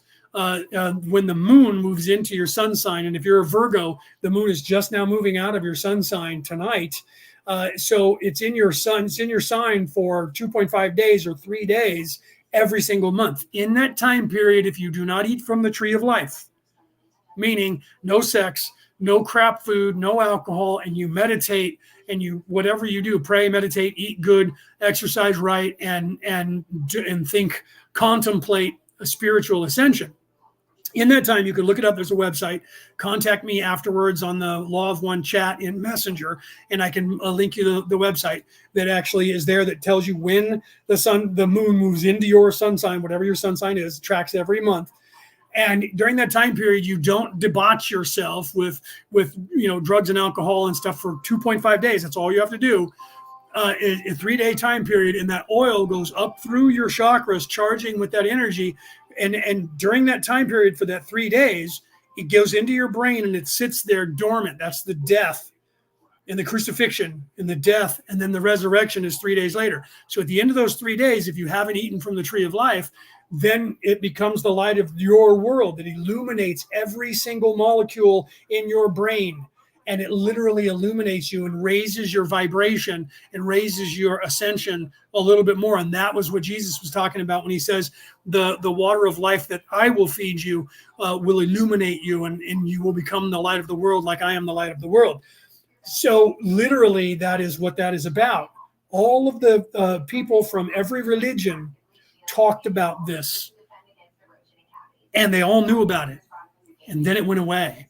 and it's not being taught, but it's still out there. You can find it. There's videos I reference in that book, or you can Google them and look up, hidden essential oil or, ascension oil in your brain, and you'll find videos that talk about it. Scientists, doctors, physiologically know that this is a real thing. And then they will tell you that all these ancient societies, the Hebrews, the Greeks, the Romans, the Egyptians, they all knew about it thousands of years ago. And all of that information has been scrubbed and attempted to be scrubbed, but it still exists because people continue learning about it and talking about it. And then you find things like the Dead Sea Scrolls. You find these scrolls and people interpret the books they left into these Bibles and find out that it's in everything. These Bible codes are in everything, and it's esoteric, and it's there for you and for you to find. And I'm one of the people who know that, and I'm teaching that, and I put that in my book to help you to see it. You don't have to believe me. You don't. I would prefer that you think I'm full of crap, and then and look it up for yourself, because that's going to be how you're going to unlock it. You have to see it for yourself. Doubting Thomas didn't believe that Jesus had been risen and was resurrected until he said, "Come over here and stick your fingers in me, touch me, and stick your fingers in the holes. See that I am real. See that I'm legit." That lesson was that you are a doubting Thomas. You should be a doubting Thomas, right? But they make it look like in the Bible that it was a bad thing for Thomas to be that way. That's not the lesson that Jesus was teaching, because all of the other disciples had to get up and touch him too, to prove that he was real. But Thomas still didn't believe that, even though he touched him, he was real. And he said, "Stick your fingers in here in the hole and you'll see blood on your hands, and that I am legit, that I am real." Okay, so if you are a doubting Thomas and you still don't believe, look it up for yourself, is the whole purpose of that lesson. So even if you don't believe, you're a lying eyes, as it were, that if I'm saying these words and you don't believe my words, look it up. Do the due diligence, go down your own path, look it up for yourself, because when you start asking questions, that's how you break your conditioning. The first step in avoiding a trap is knowing of its existence. The first step of your ascension is to know that there is an ascension and to know that you're in the trap. So the only way out is for you to start asking questions. So I can't make you believe anything. I'm not trying to. All I'm trying to do is to get you to think for yourself. Because once you do, you're going to start reading books like I wrote, books like these other guys wrote. You're going to start asking questions and looking around. When you do that, you're going to find that it's going to change the way you perceive this reality, so-called reality. And then guess what's going to happen? You're going to look around and you're going to start going, wait a minute. And this is what I talk about on the description of my book. You're going to go, wait a minute. These people are just blatantly lying. When did politicians just start lying to us blatantly? They used to hide it at least. No, they never hid it. You just didn't perceive it before. The churches seem to be failing. The religions there's something wrong with them. I can just feel it. It's like there's the right thing in there, but this just doesn't feel right to me. It's because it's been corrupted, and they're not teaching you what they're supposed to be teaching you. And they're discouraging you from questioning on your own, because you're going to learn the wrong thing and get the wrong idea. So come in over here, give us 10% of your tithing, and sit down and wait for the bus to come back, and then you'll be one of them that get to go. Your name will be on St. Peter's list. You're going to realize that about everything. You're going to look at the newscasters and go, when did they just blatantly cover for their political party? They always have covered for the political party. I just told my sister this. During the Revolutionary War in the United States, George Washington, a lot of you don't know this, George Washington had a network of spies that were working behind the scenes undercover to win that war. There's a television series that you can watch called Turn, T-U-R-N, Turn. And it's a mini-series of 3 seasons long about the Revolutionary War and the spy network that was operating in the United States to overthrow the British to help them win in the North. Okay. And I said to my sister when we were talking about it, what you don't realize is that people say, well, they control everything. They control the narrative on everything that we do. So there's nothing we can do because they control the internet. They control, once you start to realize this, they control the news. They control everything. So there's nothing I can do about it. They're in charge. It doesn't matter if you vote; they're going to stay in charge. And I looked at my sister and I said, "You realize they've been doing that forever, right?" She goes, no, they didn't used to do it. And I said, yes, they did. The founding fathers, look this up. Founding fathers of the United States of America who signed the Declaration of Independence.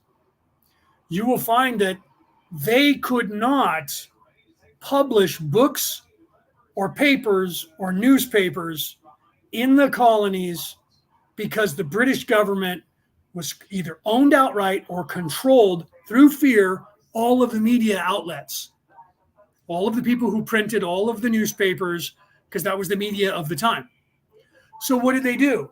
They went out and bought, traded, bartered, stole, and manufactured their own printing presses so that they could print their own stuff to hand out to people. Because the powers that should not be at the time, the 1%, controlled the narrative the same way they do today. That was in 1776, and here we are in 2024. And that was just in the Americas. Okay? Go back further in time, the Library of Alexandria, which was named after Alexander the Great. When he founded the library, come forward in time, Julius Caesar. So now we're talking 3,500, 4,000 years ago, exactly when that was. Don't quote me on it. Don't get mad if I have the wrong number. Burned the entire records of the Alexandria Library, the largest library of the time, like the American Library of Congress or the one in England. I forget what you guys call it in the UK. Burned it to the ground. Why? Because there was a narrative that they were pushing, and they didn't want anybody to have access to a certain knowledge. We're looking at 4,500 years ago. Sound familiar? Okay. So here you go. Then you come to the Council of Nicaea and all. This has been the modus operandi since the Orion Crusaders got here in what they're doing. And they've done it over and over. Look at the Renaissance in Europe. They burned all the books, all the history of the entire earth.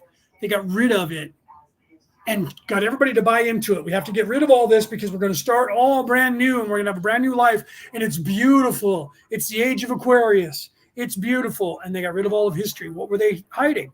The knowledge that they didn't want anybody to have or know.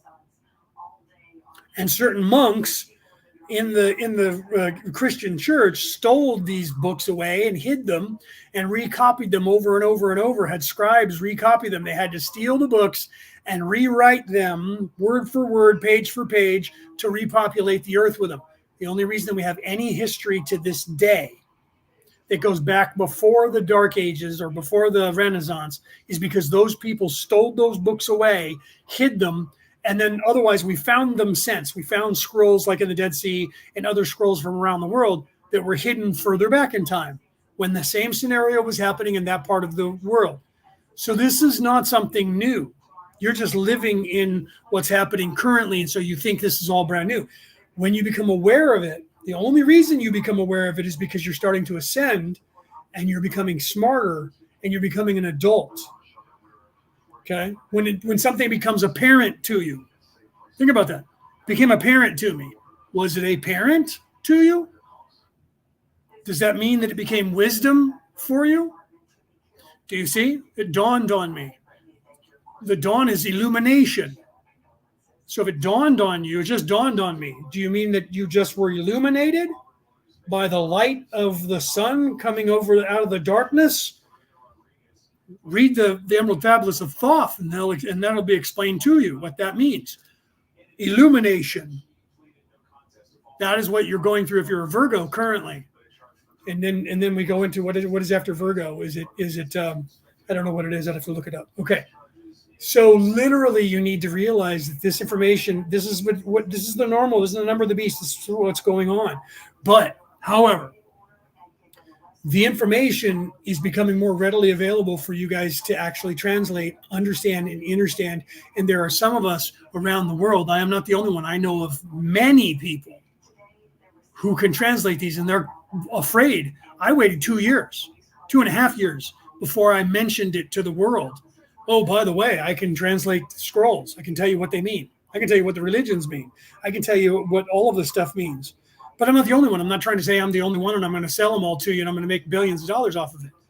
You too can understand and unlock what this information has been that has been hidden from you, because this is what's supposed to happen here.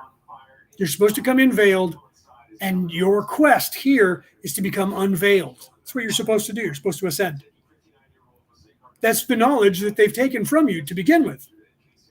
That's the knowledge they've taken away from you to begin with, is the knowledge, your free will, and that your mission, should you choose to accept it, is to ascend. And how to ascend is your business. How you ascend is your timing. But what you learn from the ascension to prove to you that it is accurate and true is the same information that every single being everywhere in the universe unlocks at the exact same time of unlocking. That's how you know it's legit. Put your fingers in the hole, Doubting Thomas, and you'll see I'm legit. Is you get to learn the same knowledge that everyone else learns, no matter where they were brought up, no matter how they were brought up, as long as they're in the same service that you're in. If you're in service to others, you're going to gain all the same knowledge that everyone who's in service to others gains. If you're in service to self, you're going to gain all of the knowledge that everyone in service to self gains. But the only way you get to either of those knowledges is that you need to make a choice. And it's in your soul. There are no people, I'm neutral. That's a choice that you've made. You're not born neutral. You've already came here with the idea of what you want to do. You just have to allow it to happen. And there's no real right or wrong, honestly, because it's an ecosystem that has to be balanced. So some of you out there, this is why they don't want this information getting out, because it's not evil to be evil. It's necessary for other people to see what evil is. So bad things do have to happen. It sucks. When you unlock that, if you hear me say this and you're not ready, you're going to get mad at me for saying it. How dare you say it's okay to rape and pillage and murder? Because that's a sin according to God. That's the church trying to scare you into not doing it. I get that. You want your kids not to choose evil, so you tell them that it's bad to do. It's wrong, because it is. Okay? That's a story for children, but I'm talking to you as if you're adults. If you're still here right now, chances are, if you're evil, you've already checked out. You heard me talk a few seconds, and you're like, he's crazy, I'm out. Fuck this guy, he's nuts. If you're still listening to my voice right now, it's because you are actually in service to others. And if you're still here, it's because I resonate with you, and you're like, maybe this guy's not crazy. What if I'm not crazy? What if what I'm saying is actual? The only way you're going to ever know is to look for yourself. Okay? That's the only way that you're going to know is to figure it out on your own. I can give you the tools. They're right here. You have to choose to understand what the tools are. You can lead a horse to the water, but you can't make it drink. That's what Jesus was trying to tell you. Here's the tools. Muhammad, here's the tools. Moses, here's the tools. The Buddha, here's the tools. Lao Chi, here's the tools. Or Lao Tzu, however you say it. Here's the tools. Tools are there. You just have to pick them up. Figure out how to use them and use them. Jesus said, I am the key. I am both the key and the door. You just have to learn how to take the key and put it in the lock and unlock it and open the door. That comes from the Bible. I'm not saying I am the key and I am the door. That is not my job. Okay? I'm not that. So don't think that he has delusions of grandeur. He's trying to paint himself as the savior. I don't even want that headache. Screw that. That's bad enough. I've been killed a few times just for speaking the words that I speak currently. I can do them now. Talking like this a generation ago, 2 generations ago, it got me murdered and hung up or put up as a witch and burned at the stake. Probably was burned at the stake. I can look back if I want to and see that nastiness. But people are like, wait a minute. So if you're unveiled, how come you don't just automatically know everything? Because we try to focus. If you know every lifetime that you've lived in and you have it all in your brain all at once, do you understand what a whirlwind that is? You don't want you push the knowledge off. I don't care about when I was 3 lifetimes ago right now. I'll look there when I want to know what it is. Right now, I'm focused on here. Okay, so people trip on that when they're like, well, how many lives have you lived? I'm like, many, thousands. On this earth, hundreds. But I'm not immortal to where this physical body's been here for hundreds of lifetimes. I've died. I'm here legally. Jesus said that. I'm here legally. I'm here legally. I keep getting born and recycling like the rest of you. Okay? But I'm here to help, and I always have been. And I've made differences, maybe sometimes small, and sometimes I got caught up and never woke up. because there's a whole range of things that you need to learn when you're here. So people, you can't assume that because somebody is living their life and they don't want to have anything to do with religion, or they don't want to have anything to do with politics, they just want to live their life, man. You look at them and go, that one must be brand new. That doesn't mean that. They could have learned everything else first, and this is their last life, and they chose to learn their last life with not knowing any of this bullshit, not acknowledging it, and just living. So you have no idea of where anyone is in their development. You're supposed to not be concerned with everybody else's development. You're supposed to be concerned with your own development. But you have to pay attention to what's going on around you so that you don't get taken advantage of. Unless you're like me and you came here to help, then you have to figure out what your focus was. What did I bring to this dynamic? What is supposed to be my calling? And some people are just to be here as a wanderer, being in service to others is helping uplift. So you don't have to have a calling. You don't have to be telling the world what to do. Some people came here just to experience this again, because it's really cool when there's this awakening and when you can graduate. It's really cool. You just don't know about it. I wish Jacqueline were here right now. She'd be crying. She'd be so happy. She'd be crying about it because she gets very emotional. I love her to death. She gets emotional when she looks at this and what is happening here, and she sees how beautiful it is, and the tears just come out. Right? I don't do that because I'm not that kind of angel. Right? Right? I don't do that. I'm not here to do that. I'm a warrior. I came here to fight. I came here to have boots on the ground and to do what I'm doing. So I don't have. I used to drive people crazy in this lifetime because I'm not really very emotional, because I've always had a warrior mentality and warrior soul. Because I'm not that kind of angel. I'm not here to weep for you. I'm not here to be your savior. I'm only here to remind you that you have free will, and to show you the tools that are already right in front of you. And as you wake up, this is the story. I'm going to tell you the story that everybody tells about the Sufi, and then I'm going to go because it is 6:15 for me. The story of the Sufi is he was a famous Sufi, and he was trying to wake up, and he bought every book that he could buy to learn and read every scroll he could learn to wake up. This is what will happen to you, okay? And this will happen to you. And then one day he woke up and realized that he woke up. And then he took every book that he ever bought and he put them out on the front lawn and burned them all. Because when you actually lower the veil and you can pierce it and see through it, you may not be completely unveiled. But once you wake up, when you're not woke, but awake, and you actually see what's going on, that's the moment in the Matrix. If you saw the Matrix movies, where Neo stood up and he saw nothing but ones and zeros and zeros and ones, and his entire demeanor changed, and he stood there and he knew that there was nothing they could do to harm him, and they shot gun at him. They were all firing at him, and just put his hand up and everything just stopped. Then he flexed, and the entire reality around him flexed with him. And then he dove into Mr. Smith and took possessed him and destroyed him from within. That is the moment that happens to you, but you don't see ones and zeros and ones.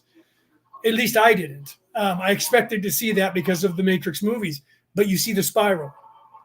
You actually see that it's in everything, that literally it's in front of your eyes, in everything.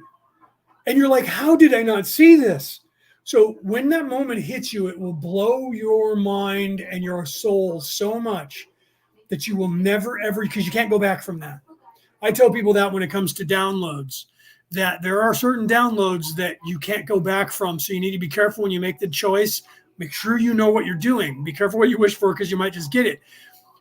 Because the ascension from the moment of piercing the veil forward, it is a very difficult road, and it's sad at first. And you get angry, you get sad, you get lonely. And then when you get past all of that, and that's why we try to find you when you're in that phase and help you, because if you don't have somebody to assist you, you can stop and go, I'm going to be a hermit and I'm just going to ignore everybody and stay away from everybody. A lot of people do that, and they'll stay that way for a generation or two, a lifetime or two, and they won't do anything because they're like, it doesn't matter. It doesn't matter what I do because this place is what it is. But it is as much for you as it is for them. First, it's for them. Secondly, it's for you. You're actually getting extra credit. You came from a higher plane, and your sacrifice is going through the sacrifice into hell and the ascension. So you have to ascend enough to realize that you're actually coming here for homework to assist.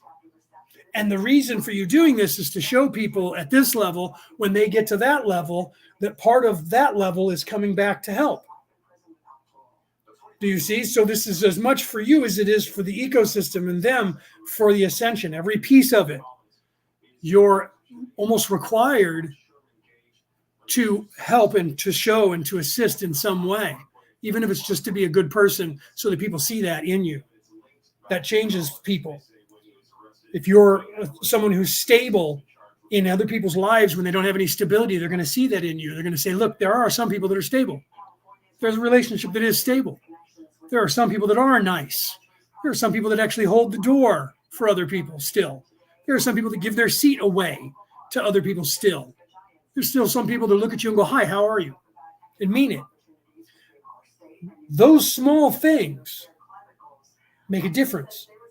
Whether you know it or not, you have to become aware of that. So that portion of your life when you start to wake up makes your life difficult because you don't fit in here anymore. You fit in here less because you're no longer living in the flesh. You're not in the bottom three chakras. You've now transitioned from the heart chakra and you're starting to illuminate the upper three chakras. That's spiritual. The lower three chakras are this plane that's eating of the tree of life. It's living in the flesh. The upper three chakras are the spiritual. The lower three chakras are third D, third dimension. The upper three chakras are third D, third density. Your job is to transition from physicality into a spirit being. When you go into the fourth, you have less of a dense physical body. When you go into the fifth, you have less of a dense physical body. By halfway through the sixth dimension, you no longer have a physical body and you are all energy. And you move up from there. Halfway through the sixth dimension, halfway, when you cross that plane and you move up from that portion, you no longer have a physical body. The ego goes away, and you are now on the plane of only those who are in service to others. Know this. That is why the evil people cannot get past that spot because they are still holding on to the physical. And they cannot, until they move into the upper three chakras, they cannot go any higher. Because that lower plane is only bought from the halfway through the sixth down. And the first place where you're self-aware is here. I think, therefore I am. And your job from here is to get unstuck from this matrix. And that's the hardest thing that you'll do for the rest of your existence. So we start off, it's pass-fail. We start off with the hardest test first. Life, living and dying, becoming a sentient, becoming self-aware, and that trek going forward.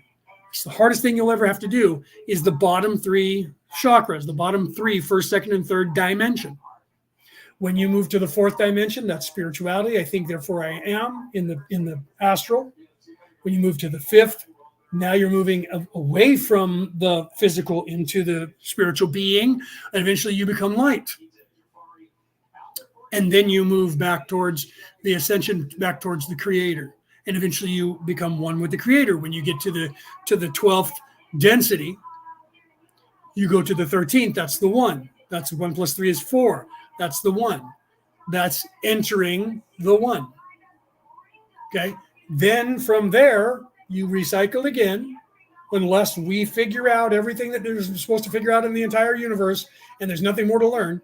If there's still something to learn, you will again take on a brand new persona, and you will become something that you haven't been yet. And then you will start that trek all over again. And the ecosystem will continue working until the creator of all the multiverses decides to change it. Right now, this is the dynamic that you're a part of. Okay? And I know that probably is scary to some of you, but this is how it works. And so you have to see how it works here. Understand that, not understand it, because you don't stand under anyone. Understand is a construct for third dimension. Do you understand me? Do you stand under me? Understand it, comprehend it, and then start your ascension. Either choose to be evil and go and do it, or choose to be good and go and do it. Okay? Because eventually you're going to still end up in the same place. But you will serve a purpose to the opposite side. The yin and the yang, the feng shui. the Vesica Pisces. You will still serve. That's how this place is constructed. That's what it's for.